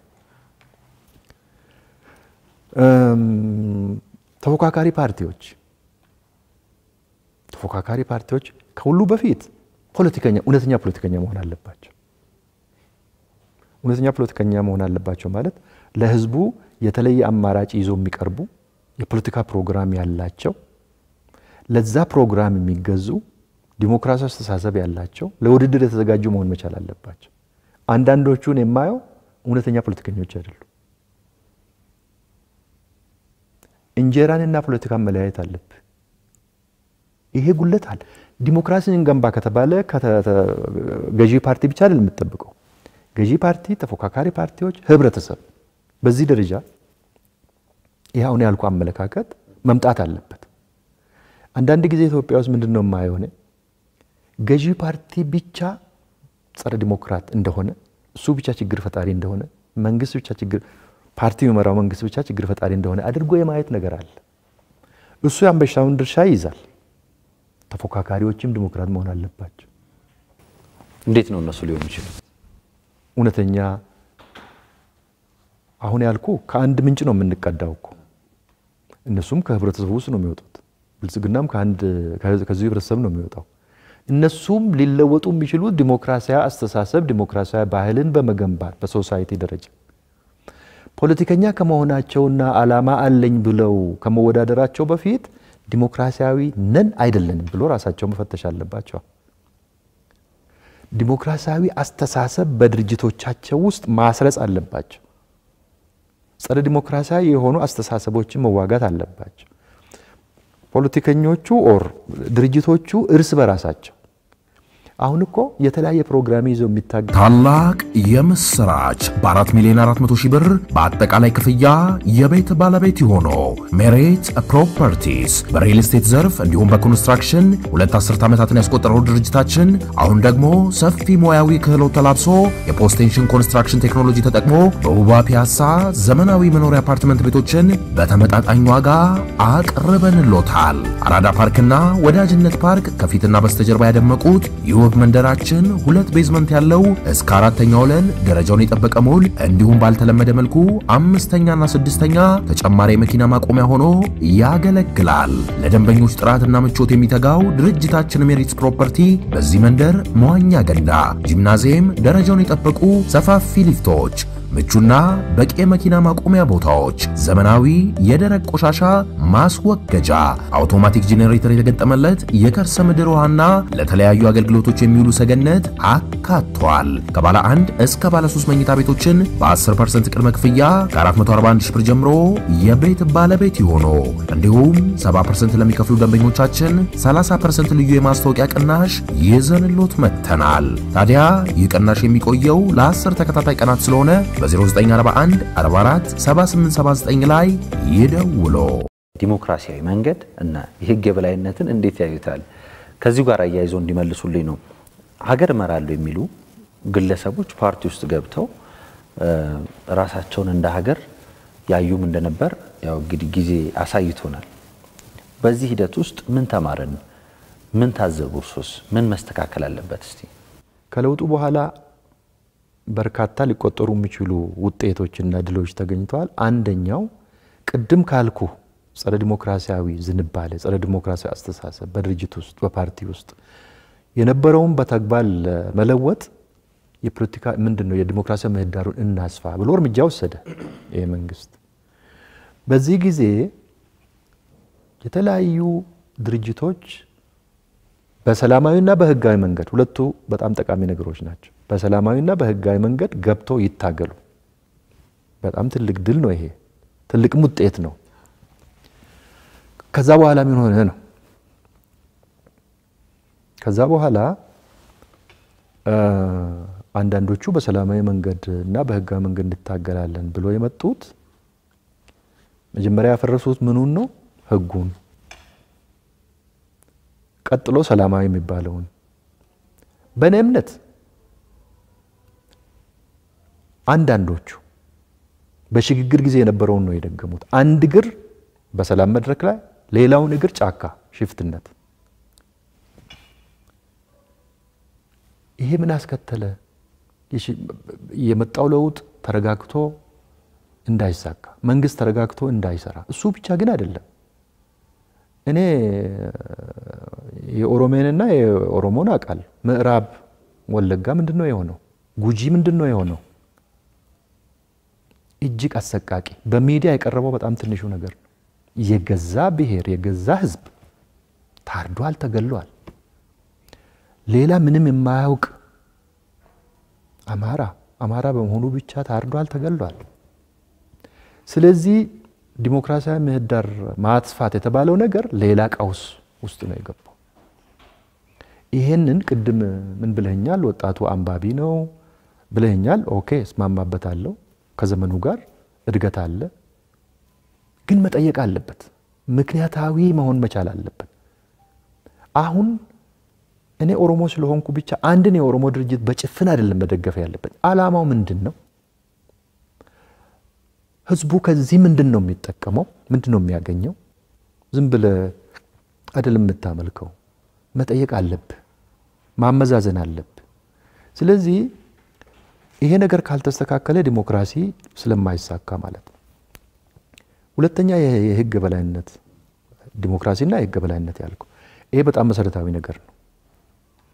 ዲሞክራሲ ያለ ህግ በላይነት በፍጹም ውጤታማ ሊሆን አይችልም። ዲሞክራሲ የመናገር፣ የመጻፍ፣ የመሰብሰብ፣ የመምረጥ፣ የመመረጥ የመሳሰሉ ነገሮች ያለ ገደብ መከበር አለባቸው። ቅድም ያልነው ጸረ ዲሞክራሲያዊ አስተሳሰብ በገዢ ፓርቲ፣ ጸረ ዲሞክራሲያዊ አስተሳሰብ በመንግስት ደረጃ የሚባለው ነገር ትግል የተደረገ እያንዳንዱ ዜጋ እያንዳንዱ ሰው የመናገር፣ የመጻፍ፣ የመሰብሰብ፣ የመምረጥ፣ የመመረጥ ነፃ መብት ሊኖረው ይገባል ያለ ገደብ። አንዱ መሰረታዊ ኢትዮጵያ ውስጥ መምጣት ያለበት ይሄ ነው። ከዚህ አንፃር ነው ገዢ ፓርቲ፣ ከዚህ አንፃር ነው መንግስት ራሳቸውን መፈተሽ ያለባቸው። ግን እነሱ ብቻ አይደሉም። ቅድም ወጣት ያልከው ሌላው ህብረተሰብ ክፍል ዲሞክራሲያዊ መብቴ ሊከበርልኝ ይገባል ብሎ መታገል አለበት፣ መቆም አለበት። ካለበለዚያ ዲሞክራሲ ስርዓት አይገነባም። ይሄ ከመብት አንፃር ነው። ቀጥሎ የሚመጣው ዲሞክራሲያዊ መብት አለኝ ብለህ ደግሞ የሌላውን ሰው መብት መጣስ፣ የሌላውን ሰው መብት መንካት፣ የአገር ሀብት ማቃጠል የመሳሰሉ ነገሮች ደግሞ ህገ ወጥነት ነው። ህገ ወጥነት ነው። የህግ በላይነት እዚህ ጋር መምጣት አለበት። ዲሞክራሲያዊ መብቴ ነው ብለህ ሰውን መግደል፣ ዲሞክራሲያዊ መብቴ ነው ብለህ ሰውን ማቁሰል፣ ንብረት ማቃጠል በፍጹም ከዲሞክራሲ ጋር ምንም ግንኙነት የለውም። ህገ ወጥነት ነው፣ የለየለት ህገ ወጥነት። ስለዚህ እዚህ ጋር ዲሞክራሲያዊ ስርዓት ይገንባ ከተባለ ዲሞክራሲያዊ መብት ያለ ገደብ መረጋገጥ አለባቸው። የህግ በላይነት ደግሞ መረጋገጥ አለበት፣ መኖር አለበት። ይህም በምሳሌ የጀርመን ያልከኝን ልንገር። ጀርመን ውስጥ በየቀኑ ሰላማዊ ሰልፍ ይደረጋል። በየቀኑ እኔ የነበርኩበት በርሊን በየቀኑ ከተማ በወጣ ቁጥር መፈክር ይዞ ቁጥሩ ምንም ሊሆን ይችላል፣ 10ም 20ም ሊሆን ይችላል። መፈክር ይዞ የሆነ ጥያቄ ያለኝ የሚል ማለት ነው ይዞ የሚወጣ ሰው ታል። እነሱን ሰላማዊ ሰልፈኞቹን የሚያጅበው ደግሞ በቁጥር ከነሱ በላይ ሆኖ ያጅባል። ሰላማዊ ሰልፍ ስትወጣ ማሟላት የሚገባ ነገር አለ። አንደኛ ሰላማዊ ሰልፉን የሚያስተባብረው ማን ነው? ይሄም መዝገብ አለበት። ሁለተኛ ሰላማዊ ሰልፍ ስትጠይቅ ለአንድ ወር መጠበቅ አለበት። ሶስተኛ ሰላማዊ ሰልፍ ስትወጣ የት ቦታ ነው ሰላማዊ ሰልፉ የሚደረገው? ለምን ያህል ሰዓት ነው የሚደረገው? ይሄ መለየት አለበት። ሰላማዊ ሰልፍ ትወጣለህ፣ ይታጠራል። አንተ ሰላማዊ ሰልፈኛው ቆሞ መፈክሩን የሚያሰማበት የሚጮህበት፣ ከዛች ከታጠረው አንድ ስንዝር ማለፍ አይችልም። ህገ ወጥ ነው ማለት ነው ያን ካደረገ። የተወሰነለትን ሰዓት 6 ሰዓት አበቃለሁ ካለ 6 ሰዓት ከ5 አይፈቀድለትም። ያን ካደረገስ ኢሚዲየትሊ ይያዛል፣ እጁ ወደ ኋላ ታስሮ መኪና ላይ ይወጣል። መብቴ ነው ብለህ ህግ መጣስ አትችልም ማለት ነው። ሁለተኛ ጉልበት ምናምን የሚባለው ነገር ይሄ መንገድ ዝጋ፣ እንደዚህ አይነት አቃጥል፣ ይሄ ለየለት ስርዓት አልበኝነት ነው። ዲሞክራሲ አይደለም፣ ትግልም አይደለም። ስለዚህ ሰላማዊ ሰልፍ የመውጣት መብት ምንም ገደብ የለው፣ ግን ማሟላት የሚገባ ቅድመ ሁኔታ አለ። ያን ካላደረክ ህገ ወጥ ነህ። አንዲት ስንዝር ካለፍክ በአንድ ምሳሌ ልንገርህ። ከ3 ዓመት በፊት ይመስለኛል ሃምቡርግ የሚባል ቦታ ላይ የጂ20 ስብሰባ ነበር። በጀርመን ውስጥ ብዙ የተለመደ አይደለም፣ ግን የተወሰነ 1-2 መኪና ሰበሩ ሰላማዊ ሰልፍ አደረግን ብለው። ያው እንዳልኩ ዝግጁ ነው ጸጥታ አስከባሪው፣ ለቀመና አስገባቸው። ቀጥሎ ምንድነው የሆነው?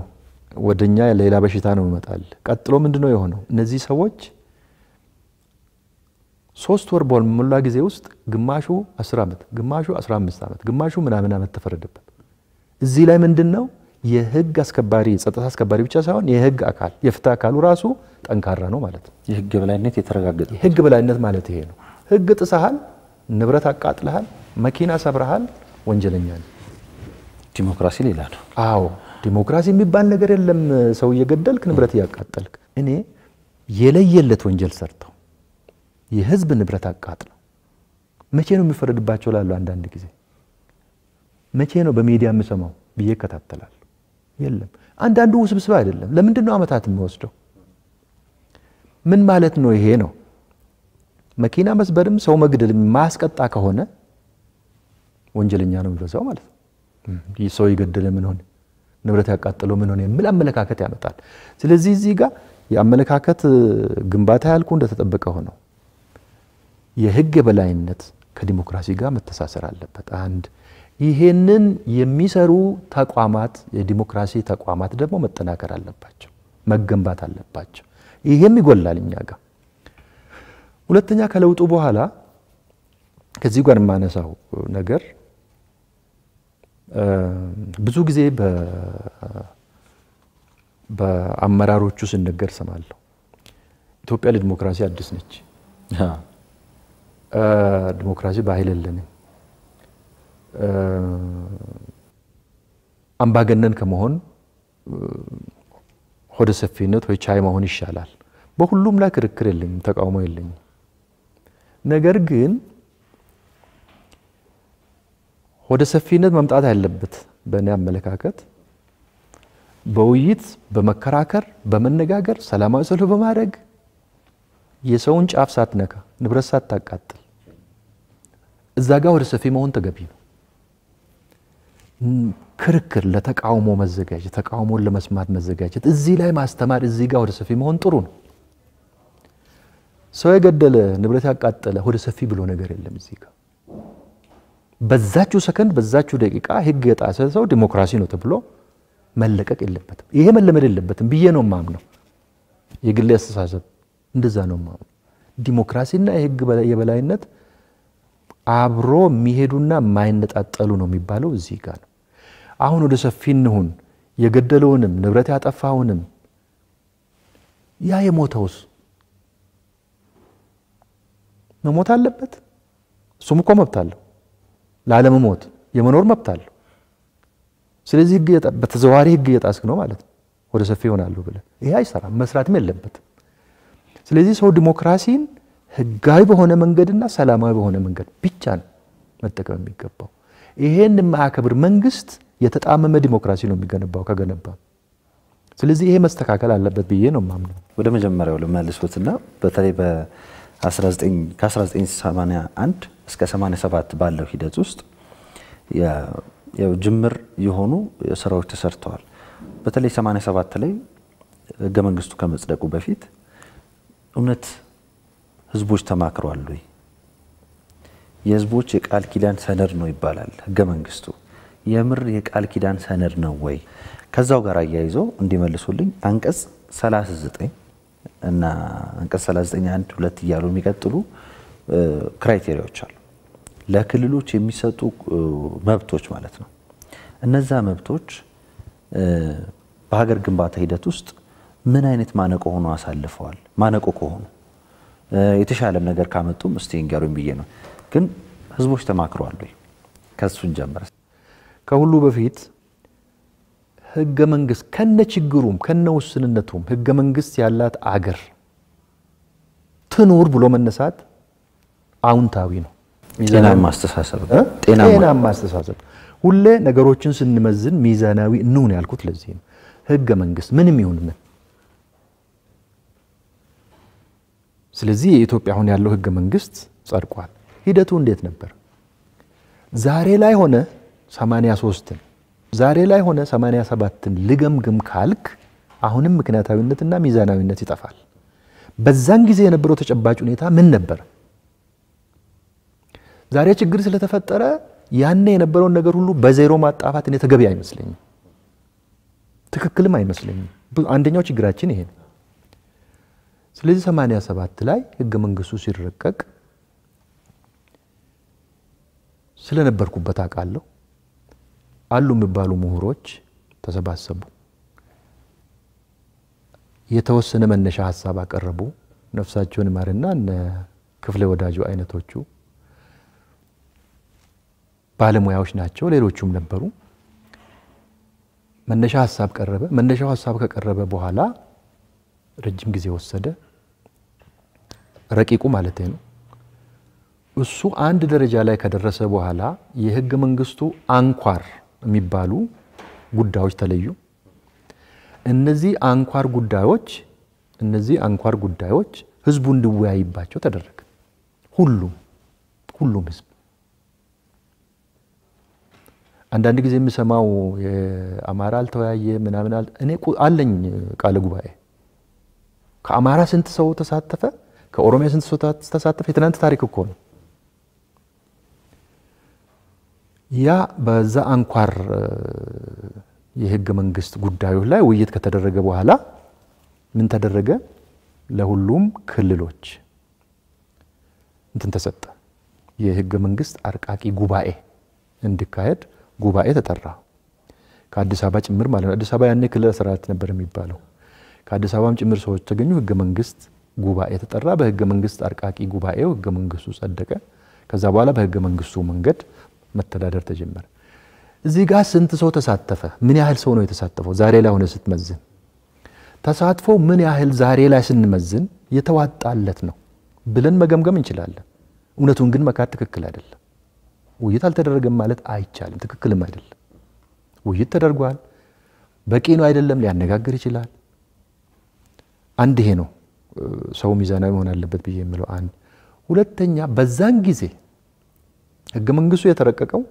በወቅቱ በነበሩት ባለሙያዎች ዕውቀት በወቅቱ በነበሩት ፖለቲከኞች ዕውቀት እና የግንዛቤ ደረጃ ነው ያኔ የነበረውን የአገሪቷን ተጨባጭ ሁኔታ ያገናዘበ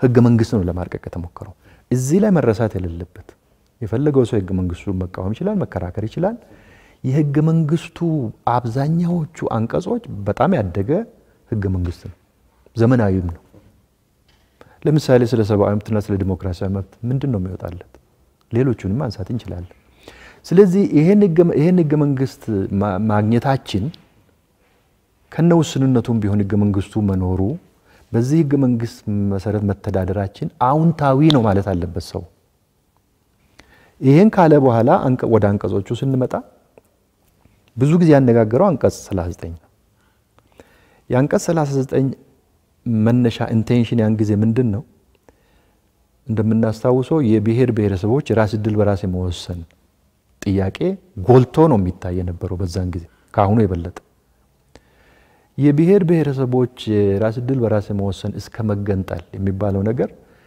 ከያንዳንዱ ሰው በስተጀርባ ከያንዳንዱ ድርጅት በስተጀርባ ምን አለ ብለ ልትጠይቅ ትችላለህ በዛን ጊዜ ግን ፊት ለፊት ይቀርብ የነበረው ብሔር ብሔረሰቦች የራሳቸውን ዕድል በራሳቸው የመወሰን መብታቸው ተረጋግጦላቸው መኖር ከቻሉ በአንድነት እንኖራለን ብሔር ብሔረሰቦች መብታቸው ሁሉ ነገራቸው ካልተከበረላቸውና ጭቆና ካጋጠመ በጭቆና ውስጥ ከመኖር ተገንጥሎ የራስን መንግስት ወይ መስተዳደር መስርቶ መኖር ይመረጣል ይሄ ደግሞ ይላል ከእንትኑ በስተጀርባ ከአንቀጹ በስተጀርባ ያለው ለብሔር ብሔረሰቦች ዋስትና ነው የትናንትና ኢትዮጵያና የዛሬ ኢትዮጵያ ሰው ያነጻጸረ በዛሬ ኢትዮጵያ ውስጥ በጋራ መኖር እንችላለን ብሎ እንዲያስብ አንድ ሁለተኛ ጭቆና በመጣም እኮ ለዘላለም አልረገጥም የሚል የዋስትና እንትን ይሰጣዋል ተብሎ ነው የታሰበው እንደዛ ማሰብ ስተት ነው አትልም ወደ አተገባበሩ ስንመጣ የተለያዩ ጥያቄዎች ሊነሱ ይችላሉ ዛሬ ላይ መነሳትም አለባቸው ብዬ አምናለሁ ህገ መንግስት ዘላለማዊ አይደለም ስለዚህ መነሳትም አለባቸው ከዛ በኋላ በአተገባበር ላይ ስንመለከት አንዱ ቤዚክ ነገር ብዙ ነገር ማንሳት እንችላለን አንዱ መሰረታዊ ነገር ብሔር ብሔረሰቦች መብታቸው በተከበረበት ጭቆና በሌለበት ቅድሚያ መስጠት የሚገባቸው ለዲሞክራሲያዊ አንድነት ነው ይላል በእኩልነት ላይ በመፈቃቀል ላይ የተመሰረተ አንድነት እሱ ቅድሚያ ሊሰጠው ይገባል ይላል ይሄ ህገ መንግስት ጋር ብቻ አይደለም በድርጅቶች ፕሮግራም ላይም አለ ይሄ አንቀጽ በፕሮግራም ላይና በህገ መንግስቱ ላይ ቢኖርም አተገባበሩ ግን የዚህ ተቃራኒ ሆነ። እያንዳንዱ ብሔር ብሔረሰብ የራሱን ጎጆና የራሱን አካባቢ ብቻ እንዲያይ እዛ ላይ እንዲያነጣጥር ኢትዮጵያዊነት የሚባለው ጭቆና በሌለበት አብረን እንኖራለን እምለው እውነተኛው የህዝብ ፍላጎት በሁለተኛ ደረጃ የሚታይ ሆነ። ሌሎቹ ደግሞ ጽንፈኞች ደግሞ ይሄንን ለጠጡት። ሰው ወደ አንድነት እንዲመጣ የአንድነት እምነቱና አመለካከቱ እንዳይጠነክር ደግሞ ይሄንን የሚያራግብ አመለካከት ደግሞ አለ። ቅድም ጽንፍ ይረገጡ ያልናቸው። ስለዚህ አንድነት መንፈሱ የአንድነት አመለካከቱ የሚፈለገውን ያህል አልሆነም። ስለዚህ ሁሉም የየራሱ ብሔር ሁሉም በቁራጭ መሬት የሚባላ የሚጨቃጨቅ ጦር የሚማዘዝ ሆነ። እስካሁን እየቀጠለ ያለው ማለት ነው። ሌላው ከኢህአዴግ አንፃር የምታየው ህገ መንግስቱም ከብዙ ጊዜ ፊት ለፊት የማይመጣ አመለካከት ህገ መንግስቱ ዘላለማዊና የማይነካ አድርጎ የማየት እሱ ብቻ ሳይሆን የኢህአዴግ አመለካከት የኢህአዴግ አስተሳሰብ የኢህአዴግ ልማታዊ ዲሞክራሲ አስተሳሰብ ለሚቀጥለው 30 40 ዓመት ይቀጥላል ነበር ይባል ነበረው። ማን ነው 30 እና 40 ዓመት እኔን ወሳኝ ያደረገኝ ዛሬ የለውም ወይ ከ10 ዓመት በኋላ በአካልም ላልኖር ይችላል። ስለ 40 ዓመት እንዴት ነው አሁን እዚህ ሆነ የምትወስነው? እነዚህ አስተሳሰቦች ነበሩ። ስለዚህ ህገ መንግስቱ አስቀድሞም 87 የጸደቀው ህገ መንግስት በ90 ምንድነው የሚጎለው? በአተገባበር የነበረው ጉለታችን ምንድነው ብሎ ህገ መንግስቱ ለማሻሻል አለመዘጋጀት ትልቅ ችግር ነው። አንዳንዱ የሚነሱ ጥያቄዎች ከህገ መንግስት ጋር የሚጣረሱ ናቸው። ደቡብ አሁን ለምሳሌ ብዙ የሚነሳው ጥያቄ በኔ እምነት ህገ መንግስቱ ላይ የተቀመጠውና ደቡብ እየሆነ ያለው ይለያያል። እንዴት? ምን ይላል መሰለ ህገ መንግስቱ እያንዳንዱ ብሔር ብሔረሰብ የራሱን እድል በራሱ የመወሰን መብት አለው።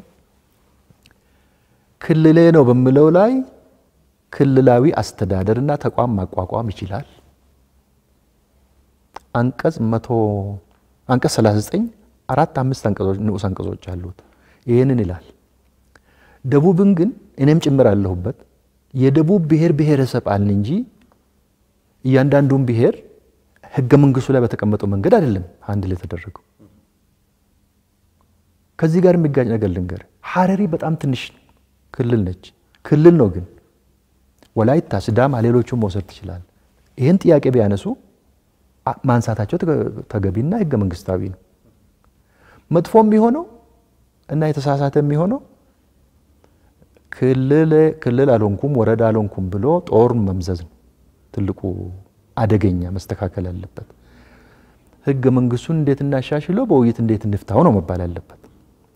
ስለዚህ ህገ መንግስቱ አተገባበሩ ብቻ ሳይሆን ህገ መንግስቱ ላይ የተቀመጡት ነገሮች በተቀመጠው መንፈስና በተቀመጠው ይዘት ወደ ተግባር ያለ መመንዘሩ የፈጠረው ችግር አለ። ይሄ አሁኑ ነው ይሄ በጣም የሚጠቅመው መታረም ያለበት ማለት ነው። አሁን ሲዳማ ተነስቶ የሆነውን ነገር ታያል። ከብዙ ህይወት መጥፋት በኋላ ክልል መሆኑ ህገ መንግስታዊ፣ ሌሎቹም ተመሳሳይ።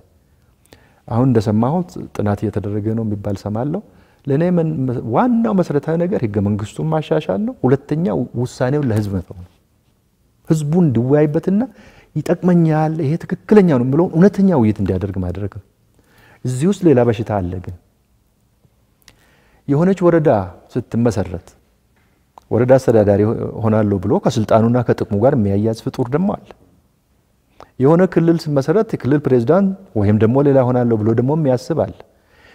ይሄ ኃይል ደግሞ የሚያራግበው የህዝቡን ጥያቄና የህዝቡን መብት ነው። ለህዝብ ይላል። ለህዝብ የማይባል ነገር የለም። ውስጡ ያለው ግን የራሱ የስልጣን ፍላጎትና ጥቅምና ክብር ነው። ይሄ በሽታ ህዝቡን ጭምር መታገል አለበት። ዋናው ነገር ግን ከህገ መንግስቱ አንፃር የውጪም ተሞክሮ አልከኝ ሌላም አልከኝ ህገ መንግስቱ መኖሩና በህገ መንግስት መተዳደር መጀመራችን ከዛ አንፃር ደግሞ የተገኙ ውጤቶች መኖራቸው ህገ መንግስቱ ላይ ደግሞ ህገ መንግስቱ በጸደቀበት መልኩ ተግባራዊ አለመደረጉ በአፈጻጸም የተለያዩ ችግሮች ማጋጠማቸው ህገ መንግስቱ ቶሎ ያለመሻሻሉ ችግሮች ናቸው ብለን ወስደን መፍትሄውስ ብትለኝ ህገ መንግስቱን እውነተኛ የህዝብ ውይይት ከጫፍ እስከ ጫፍ አድርጎ እያንዳንዱ ጉዳይ ላይ ተወያይቶ ህዝቡ ይጠቅመኛል ይሻለኛል የሚለውን እንዲወስን ማድረግ እስከዛ ድረስ ጦር አለመማዘዝ በጣም መወገዝ ያለበት ለትንሽ ቁራጭ መሬት ብሎ የሰውን ህይወት ማጥፋት የማይገኝ ክቡር የሆነውን ህይወት ለግለሰቦችም ሲባል ብዙ ቅድም ያለው በሽታም አለበት ውስጡ ይሄን የኢትዮጵያ ህዝብ ማውገዝ አለበት በትዕግስትም መጠበቅ አለበት መንግስት ደግሞ የህገ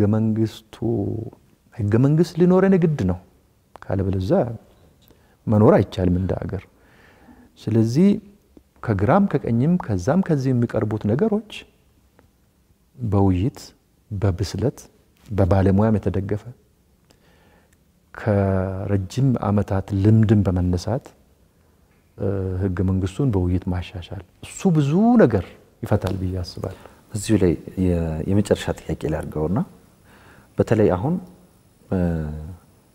የህወሓት አንጃው ቡድን በሀገር ላይ ያደረሰው ተጽዕኖ አለ እጅግ ከፍተኛ ማለት ነው አሁን ባለው ጦር መማዘዝ ኪሳራው ብዙ ነው ያውቁታል ከዚህ አንፃር በተለይ አሁን የተጀመረው ለውጥ አለ ያው በሆደ ሰፊነት ምንበለው በዲሞክራሲያዊ መንገድ ምንበለው አሁን እንደተደረገው የገብላይነት ምንበለው ሀገር እንደ ሀገር እንድትቀጥል አሁን ያለውን ሂደት አስተሳሰብ ዕውቀትና መለካከት ይዞ ከመቀጠል አንፃር ምን መሰራት አለበት አሁን ላይ ሆነው ነገን እንዴት ያዋታል እርሶ እንዴት ነው ህዝቡስ መንግስትስ ማድረግ ያለበት ባለፈው የተፈጸመውስ ድርጊት ከዚህ በኋላ እንዳይከሰት ምን አይነት አሰራሮች አካሄዶች መደረግ አለባቸው የሚለውን መልሱልኛል ልጨርስ በጣም ጥሩ ይሄ ጥያቄ ማሳረጊያ ማድረጋችን ጥሩ ነው ጥያቄውን መነሳቱ ጥሩ ነው እኔም እንደ ግለሰብ ያለኝን አመለካከት መናገር ፈልጋለሁ እዚህ ላይ በመጀመሪያ ደረጃ የተፈጠረው ነገር እጅግ አሳዛኝ አሳፋሪ ነው ብዬ ነው የማምነው ኢትዮጵያ የምትኮራባት ለትውልድ የተላለፈ አንድ አኩሪ ገድል ነበር የአድዋ ድል ያኔ ያልነበረ ወጣት ሁሉ የሚኮራበት ነገም የመጣ ወጣት የሚኮራበት ድርጊት ነው ታሪካዊ ድርጊት ጸረ ቅኝ አገዛዝ ስለነበር ባርነትን ላለመቀበል የተደረገ ትግል ስለነበር ይሄን የሰራ ሀገር እንዲህ አይነት ታሪክ ያላት ሀገር ዛሬ ሌላ ወራዳ አሳፋሪ ድርጊት ነው የተፈጸመው ምክንያት የለሽ አላማ የለሽ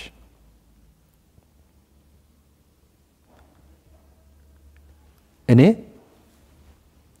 እነሱ ራሳቸው የሚያነሷቸው ነገሮች በጠቅላላ ሚዛን የሚያነሱ አይደሉም ለኔ ያነሷቸው ነገሮች በጠቅላላ ቅድም እንደነገርኩ በድርጅቱ ደረጃ ለኔ በሂደት የተፈጠረ የመጣውን ነገር አንስቻለሁ የቁልቁለት ጉዞ የተጀመረው በፊትም ጭምር ሆኖ በጣም የከፋው ነገር ያህል ባለፈው 20 አመት እንደ ኢህአዴግ ያለፈውን 15 አመት በዳግም ታድሶ በገመገምንበት ወቅት ከየት ተነስተን የደረስን ምለውን ኢንክሉዲንግ ህወሓት ገምግመናል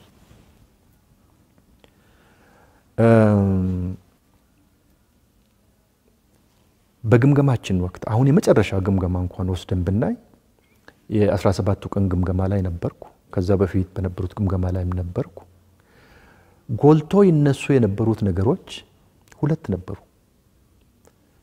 አንደኛው የስልጣን አተያይ ወደ ፖለቲካ ስልጣን የመጣ ድርጅት ወይም ግንባር ስለሆነ የስልጣን አተያይ የህዝብ መብትና ጥቅም ማስከበሪያ መሆኑ እየቀረ የቡድንና የግል ጥቅም ማስከበሪያ እየሆነ ነው አንዱ ትልቁ ግምገማ የ15 አመቱ ያኛውንም ይጨምራል የባሰ ነው ሁለተኛው ነገር የዲሞክራሲ ጥያቄ ነው ቅድም እንዳልኩ ዲሞክራሲ እየጠፋ በፊትስ ነበረ ወይ የሚል ጥያቄ ሊያስነሳ ይችላል ነገር ግን እየጠፋ ሄደ ጸረ ዲሞክራሲያዊነት በኔትወርክ መስራት አድርባይነት ይሄ እየነገሰ መጣ ሰፊ ጊዜ የወሰደው። ሁለተኛ የድርጅቶቹ ግንኙነትና ዝምድና በህወሓት ላይ ሁለት ነገሮች በተደጋጋሚ ይነሱ ነበር። አንደኛው በፖለቲካ የህወሓት የበላይነት አለ፣ በኢኮኖሚም የህወሓት የበላይነት አለ የሚል በተደጋጋሚ። እውነት ነው ውሸት ነው? እሱ ግን በእርሶ ሚዛን ያታይ ማለት ነው? እሱ ነው እኮ የምልህ እውነት ነው ብለን ነው ስንገመግም የነበረው። መጀመሪያዎቹ አካባቢ አሁን ለምሳሌ ከፖለቲካ ስልጣን ጋር የተያዘውን ልንገርህ። ከፖለቲካ ስልጣን ጋር የተያዘውን ነገር አስመልክቶ ሁለት መስሪያ ቤቶች ይነሱ ነበር፣ መከላከያና ደህንነት። መከላከያ ጋር መጀመሪያ አካባቢ ላይ በታሪክ አጋጣሚ ቲፒኤልኤፍ ከሰራዊቱ ውስጥ አብዛኛ ቁጥር ያለው ቲፒኤልኤፍ ነው። አብዛኛው ቁጥር መኖሩ ብቻ ሳይሆን ይሄው ኃይል ነው ወደ መከላከያ የተቀየረው። እንደምታውቀው ወደ መከላከያ ሲቀየር የነበረው ሰራዊት በተነጻጻሪ የመከላከያ ስራና የወታደራዊ ስራ ልምድ ይጠይቃል። ዛሬውኑ ብድግ ብለህ የሆነ ስልጣን ላይ የምትወጣበት አይደለም። ስለዚህ ብሔራዊ ተዋጽኦ የተዛባ ነው የሚል ነገር ነበር። ጀነራሎቹ፣ ኮሎኔሎቹ፣ መስመራዊ ሌላውም ጭምር የህወሓት ቡድን የህወሓት ኃይል ነው ከፍተኛ ቦታ ያዘው። ምን ይሄም በተወሰነ ደረጃ እውነትነት ያለው ብዬ ነበር ሶስት ነበረው። በሂደት ይሄን ተዋጽኦ እንለውጥ እንቀይር እየተባለ የተወሰኑ ስራዎች ጀመሩ። እዚህ ጋር እንግዲህ የተደበቁ አመለካከቶች አሉ። እነዚህ የተደበቁ አመለካከቶች ዛሬም በሽታ እንዳይሆኑ በኋላ መጣበታለሁ። ደህንነትም ተመሳሳይ ነገር ነበር። ይሄ ነገር እየሰፋ ሲሄድ ግን ሰው ያቺን በታሪክ አጋጣሚና በትግል የመጣችዋን ነገር ዘላለማዊና ነዋሪ አድርጎ ማየት ጀመር። ስለዚህ የበላይነቱ አለ የሚለውን ነገር ብአዴን ያነሳ ነበር በተደጋጋሚ፣ ኦህዴድ ያነሳ ነበር፣ ደቡቦችም ያነሱ ነበር። እንደገና የኢኮኖሚም የትግራይ ተወላጆች ይሄ በትግራይ የልማት ድርጅቶች ብቻ የሆነው ሳይሆን ኢቭን ተወላጆቹም ጭምር ከሌላው የተለየ ሀብት ያካበቱ ነው የሚል ነገር የሚታዩም ነገሮች መታየት ጀምሩ። ይሄ አንዱ የግምገማ አጀንዳ ነው የነበረው። በዚህ ጋር ግን የህወሓት አመራሮች ሌላው የሚያቀርበውን አምነው አልተቀበሉ። እኔም ቢጠይቀኝ በግል ከቼርማኑ ጀምሮ አነጋግሬያለሁ በዚህ ጉዳይ ላይ አቶ መለስ ጀምሮ ማለት ነው። ኖ ከመለስ ጋርም ተነጋግሬያለሁ። ከመለስ በኋላም ከአሁኑ ቼርማን ጋር እና ከሌሎች ጋር ከደብረጽዮን ጋር ከዶክተር ደብረጽዮን ምንድነው እንትኔ ይሄ ነገር በየጊዜው እየተነሳ እስከ ድረስ ሄዷል። ደሃ የሆነውን የትግራይ አርሶ አደር ጭምር እስኪጠላ ድረስ ደርሷል። አንድ ሁለተኛ ወይ ችግሩ የራሳችሁ ሌባ መንጥራችሁ ለህግ አቅርቡ፣ ወይንም ችግር የለንም ብላችሁ መድረክ ላይ ቅረቡና ለኢትዮጵያ ህዝብ ግለጹ። ሶስተኛ እንዴት ነው ይሄ ነገር ሲደረግ ዝም ብላችሁ ያዳመጣችሁ የምትቀጥሉት? በአካል አሉ መቼስ አንድ ቀን ይሰሙ ይሆናል። አንዳንዶቹም እንዳንታቃል ይሄ ሀብታም ሆኗል የትግራይ ህዝብ እንዲሆናል የሚባለውን ነገር ፈልገን አጣን አለኝ ደብረጽዮን ራሱ። ለመውቀስ ወር አሁን እንትን ለማድረግ ብቻ አይደለም የሚናገረው። ስለዚህ ይሄ ነገር እየሰፋ ሄደ። ከ17 ቀን ስብሰባ በኋላ ይመስለኛል 32 ቀን ቆይተን ገመገምን የሚል ነገር ሰማው። ይዘቱን በደንብ አላውቅም፣ ግን ለኔ አርኪ አልነበረም። ሁኔታው እየተባባሰ የመጣው ግን ባለፈው ጊዜ ፕራይም ሚኒስትሩ ይናገሩ ነበር። እኔ ከዛ በላይ የሚነገር ነገር ያለ ይመስለኛል። ሁኔታው እየተባባሰ የመጣው አዲሱ የስልጣን ሽግግር አቶ ኃይለ ማርያም በስልጣን በለቀቁበት ጊዜ የ17ቱ ቀን ግምገማ ወቅት ተጠያቂነት መኖር አለበት የሚል ነበር ስብሰባው ላይ። አቶ ኃይለ ማርያምም ሲያጠቃልል ተጠያቂነት መኖር አለበት፣ ተጠያቂነቱ ደግሞ ከኔ መጀመር አለበት የሚል ኮንክሉዥን ሰጥቶ ነበር። ግን እርምጃ ሳይወሰድ ቀረ በ17ቱ።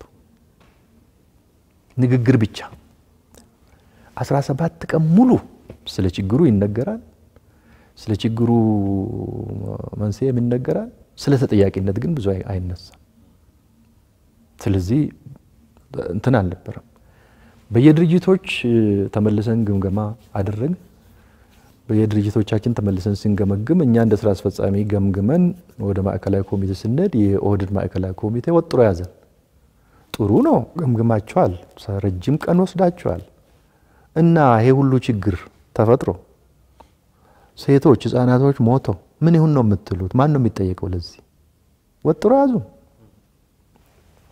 ትክክል ናችሁ እና ቼርማኑ ከስልጣን ወረደ ምክትሏም ወረደች ይሄ ጩኸት በጩኸቱ ቲፒኤልኤፍ ሰፈር ጩኸት ከቢያድን ሰፈር ጩኸት ፕሮሲጀር ጥሳቸዋል ምን ያደርጋችሁ ነው እዚህ ጋር ምን ለማለት ፈለኩኝ ተጠያቂነት ሳይሆን ዝም ብሎ ረጅም ጊዜ የወሰደ ግምገማ ከዛ በኋላ ነገሩ እየገፋ መጣ አመጹ አቶ ኃይለ ማርያም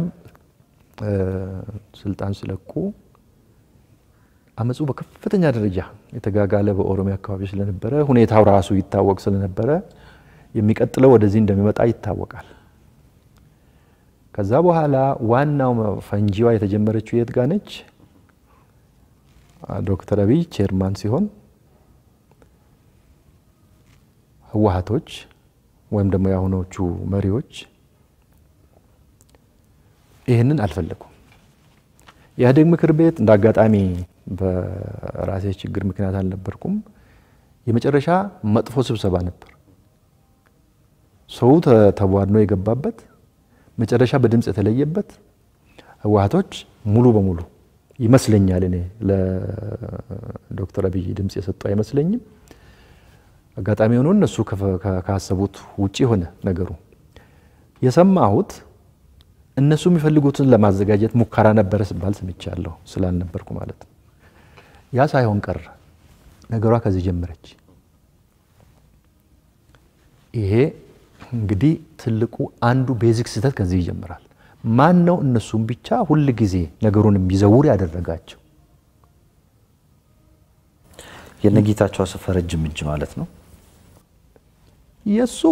የሱ ብቻ አይደለም ቡድኑ አሁን የምትለው የስራ አስፈጻሚ በለው ማዕከላዊ ኮሚቴ በለው እኔ መላ የህወሓት አባል አልልም የተዋዩም አይመስለኝም ወደዚህ ቀውስ ሲገቡ እነዚህ ኃይሎች አንድ ላይ ነጌታቸው ደግሞ በራሳቸው ራሱን የቻለ መንግስት ነው የኦህዴድን ስብሰባ ሰው መድበው ነበር ሲከታተል የነበረው ሰላይ ማለት ነው ሰላይ መድበው በየቀኑ ሪፖርት ይደርሰው ነበር እኛ እርምጃ የወሰንባቸውን ሰዎች ጠርቶ አነጋግሯል እነ ከለናቸው የሚያሽከረክሩት ይህን ስብሰባ እየተባለ ማለት ነው የሰው የግለሰቦች ስም እየተጠራ ስለዚህ ያቺ ስልጣን ሽግግሯ ከዛ ጊዜ ይጀምራል ከዛ በኋላ ምን ይሆናል ረጅም አንድ አመት ወር እንደዛ አካባቢ ስራ አስፈጻሚ ላይ መተው ስብሰባ ሲያደርጉ ምክር ቤት ላይ ስብሰባ ሲያደርጉ የሚናገሩት የሚወስኑት ውሳኔና ህወሓቶች ወደ መቀሌ ሲመለሱ ተግባራዊ የሚያደርጉት ነገር መጋጨት ጀመረ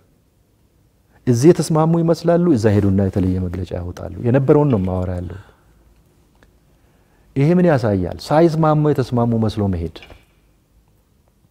የአዋሳ ጉባኤም ለኔ ትርጉም ያለው ጉባኤ አይደለም ለኔ እውነተኛ አንድነት የድርጅቶቹን ውህደት አረጋግጦ የወጣ ጉባኤ አይደለም እስከዛ ድረስ ቀጥሎ የመጣው የብልጽግና መመስረትና የኢህአዴግ መፍረስ ነው እዚህ ላይ ህወሓቶች ብልጽግና አንሆንም ህወሓቱን እንቀጥላለን ብሎ ሊወስኑ ይችላሉ ሊመርጡ ይችላሉ በእኔ እምነት ብልጽግናም ህወሓትን ሳይጨምር አሁን እንደተደራጀው ሊደራጅ ይችላል የድርጅቶቹ መብት ነው ይሄ ለምንድነው ጦር መማዘዝን የሚያመጣው ህወሓት ሆኖ ብልጽግና ሆኖ አገርና ህዝብን በሚመለከት በጋራ መስራትን ማን ዝጋረገው ለውይይት ዝግጁ ከሆንክ ሰው አሁን የተፈጠረውን ብቻ ለማየት ያለበት ነገሩ ከዛ ጀምሮ ነው የተበላሸ የመጣው ስለዚህ የብልጽግና መመስረት ደግሞ ነገሩ እንደገና አጎላው ከዛ በኋላ የሚያሳፍረው እርምጃ ለኔ ከዚህ የማይተናነሰው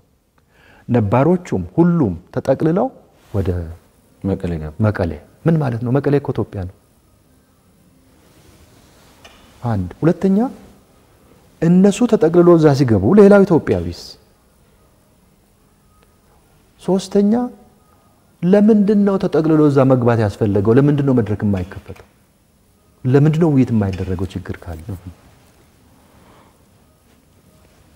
እዛ ከተገባ በኋላ የሆነውን ለኔ መጀመሪያ ግልጽ አልነበረም። አሁን ግልጽ ሆኖልኛል። ከተገባ በኋላ የተጀመረው ነገር ለሌላ ነገር መዘጋጀት ነው። እዚህ ጋር እንግዲህ በጣም ያሳዘነኝ ገምቼ የማላውቀው ልዩነት ሊኖር ይችላል፣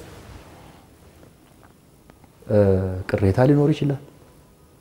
ነገር ግን ወደ ጦርነት ይገባል ብዬ ለመውሰድ ጭራሽ ለደቂቃ ማስቤ አላውቅም። ለምን ብትለኝ የቆየው አንድነት የቆየው የሉዓላዊነት የሚባለው ሳይሆን አሁን ያለንበት ሁኔታ ፖለቲካውን ትተህ ዓላማ ትተህ እንደ አንድ ኢትዮጵያዊ አሁን ያለንበት ሁኔታ ምንድነው ብሎ ማየት ያስፈልጋል። ከአባይ ግድብ ጋር ተያይዞ ያለውን ውጥረት እናውቃለን። ሰዎች ናቸው ያውቃሉ። ምን ዝግጅት እየተደረገ እንዳለ ይታወቃል። በዚህ ጊዜ ምን ሲባል ነው ጦርነት የሚታሰበው? ራስን በራስ መግደል እኮ ነው። መነሻ እኮ የሌለው ነው። አሁንስ በጦርነቱ የጠፋው ህይወት የጠፋው ንብረት ጠንካራ አርሚ ኖሮን አገርን ከመከላከል አንፃር እኮ ትልቅ ኪሳራ ነው። ስለዚህ የሚገርመው ያልሆነ መነካት የማይገባውን ፈንጂ መንካታቸው ነው። ደግሞ ለመከላከያ የኢትዮጵያ ህዝብ ያለውን አመለካከት ሁላችንም እኩል እናውቃለን። የባድመን ማስታወስ ቤትም ሀገር የሃይማኖት አባቶች አርሶ አደሮች በግ ፍየል ይዘው ጦር ሜዳ ድረስ የሄዱት ሌላ ሀገር እኮ ማግኘት አይችልም። እንደዚህ አይነት ታሪክ ሰው በሰላም ጊዜ የተለያየ የሚመስለው እንዲህ አይነት የመነካት የሉዓላዊነት ነገር ሲመጣ እንደሚሰባሰብ አልገባቸውም። ስለዚህ ሄዶ በ24 ጥቅምት 24 እንደተባለው የራሳቸውን እጅ በእጃቸው ቆረጡ። ምንድነው ለዚህ የዳረጋቸው የሚለውን ውሰድ። እንደ ሰው በእነሱ ቦታ ሆኜ ሳስብ አሁን ጁንታ ተብሎ ስያሜ የተሰጠው ግሩፕ ወስጄ እንደነሱ ባስብ ተመልሶ ወደ ስልጣን ለመምጣት ነው እንዲህ ለማለት ነው የሚባለውን ስትወስድ እንዲህ አይነት ሁኔታ በተፈጠረበት ማንን ነው የሚመሩት? የትኛውን ሀገር ነው የሚመሩት? ምን አይነት ስልጣን ነው የሚኖረው? እንዴት ነው የሚያስቡት? የሚል ጥያቄ ታነሳለህ። ምንድነው ለዚህ ያበቃቸው የሚለውን በእኔ እምነት ፕራይም ሚኒስትሩ ከተናገሩት ውስጥ ለእኔም የምጥመኝ ሂደቱን አንድ ላይ አስተሳሰር ሲመለከት እነዚህ የስራ አስፈጻሚ 100ም 30ም 40ም ይሆኑ ቡድኖች ለራሳቸው ያላቸው አመለካከት ነው ራሳቸው በቆፈሩት ጉድጓድ እንዲቀበሩ ያደረጋቸው የሚል እምነት ነው ያለኝ። ምን ማለት ነው ይሄ? እኛንን አንጋፋ በትጥቅ ትግሉ ጊዜ እኛንን ረጅም ዓመት ታገል ነው። እኛንን ልምድ ያለን እኛንን ጦርነት የምናውቀው በጦርነት መፎከር የለብን። በጦርነት ሲፎክሩ ሰምቻለሁ። ማን ነው አብይ? ማን ነው ይሄ አዲስ የመጣው አመራር? ከኛ በላይ ሰው የለም። ይሄ እብሪትና ትዕቢት ነው ሙሉ በሙሉ እንዲቀበራቸው ያደረገው የሚል ኮንቪንስ ያደርገኛል። ሁሉ ጊዜ እንደዛ ካሰብክ ጠፊ ነህ። ከዛ በኋላ የሚገርመው ሌላው ስህተት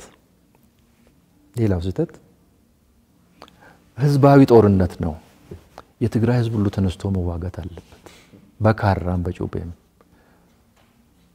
በ17ቱ የትጥቅ ትግል ጊዜ ጀግና የሆነ ህዝብ ነው።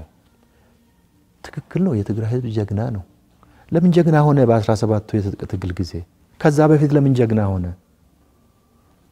ፍትሃዊ ጥያቄ ስላለው፣ ጭቆና ስለነበረ፣ ሰላም ስለሚፈልግ፣ መብቱ እንዲከበር ስለሚፈልግ፣ ተዋርዶ መኖር ስለማይፈልግ።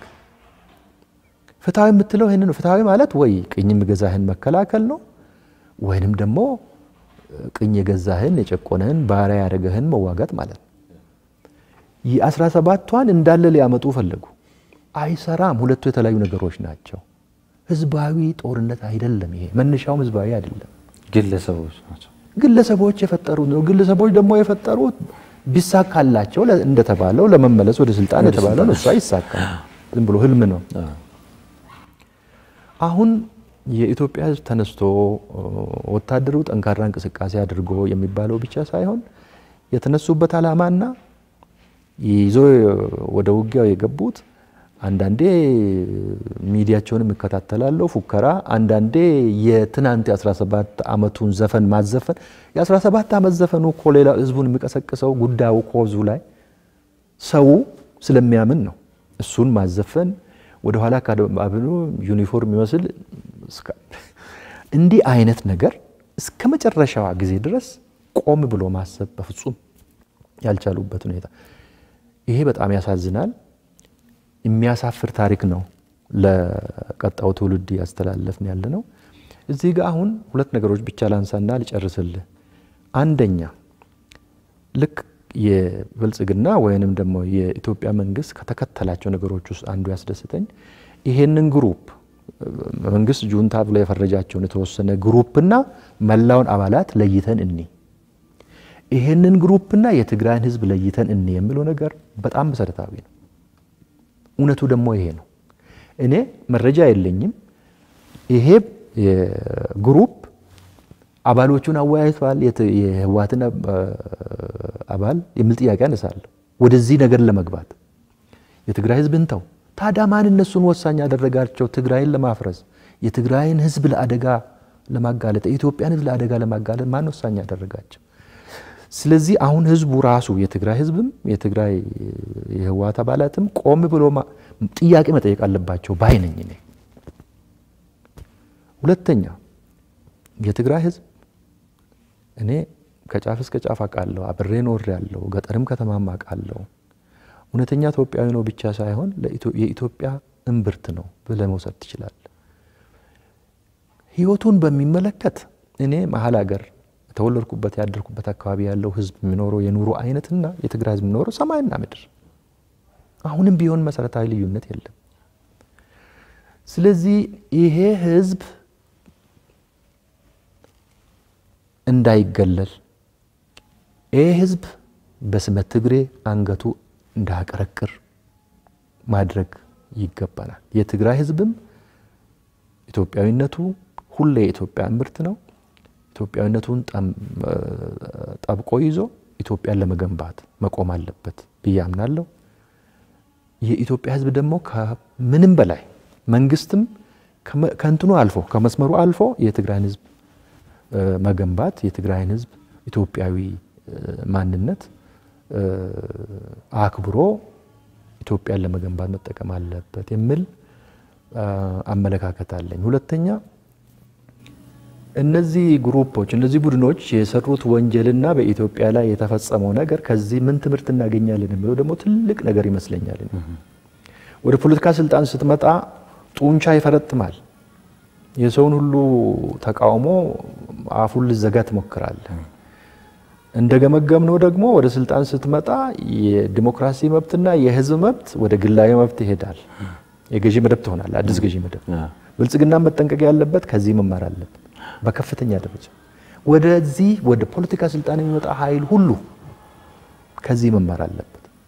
የህዝብን መብት መጠበቅ አለበት። ዲሞክራሲያዊ መብት፣ ዲሞክራሲያዊ ስርዓት መገንባት አለበት።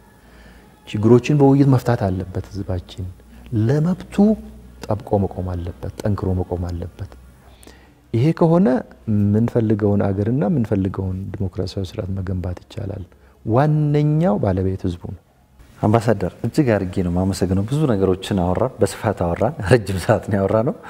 እንግዲህ ተመልካቾቻችን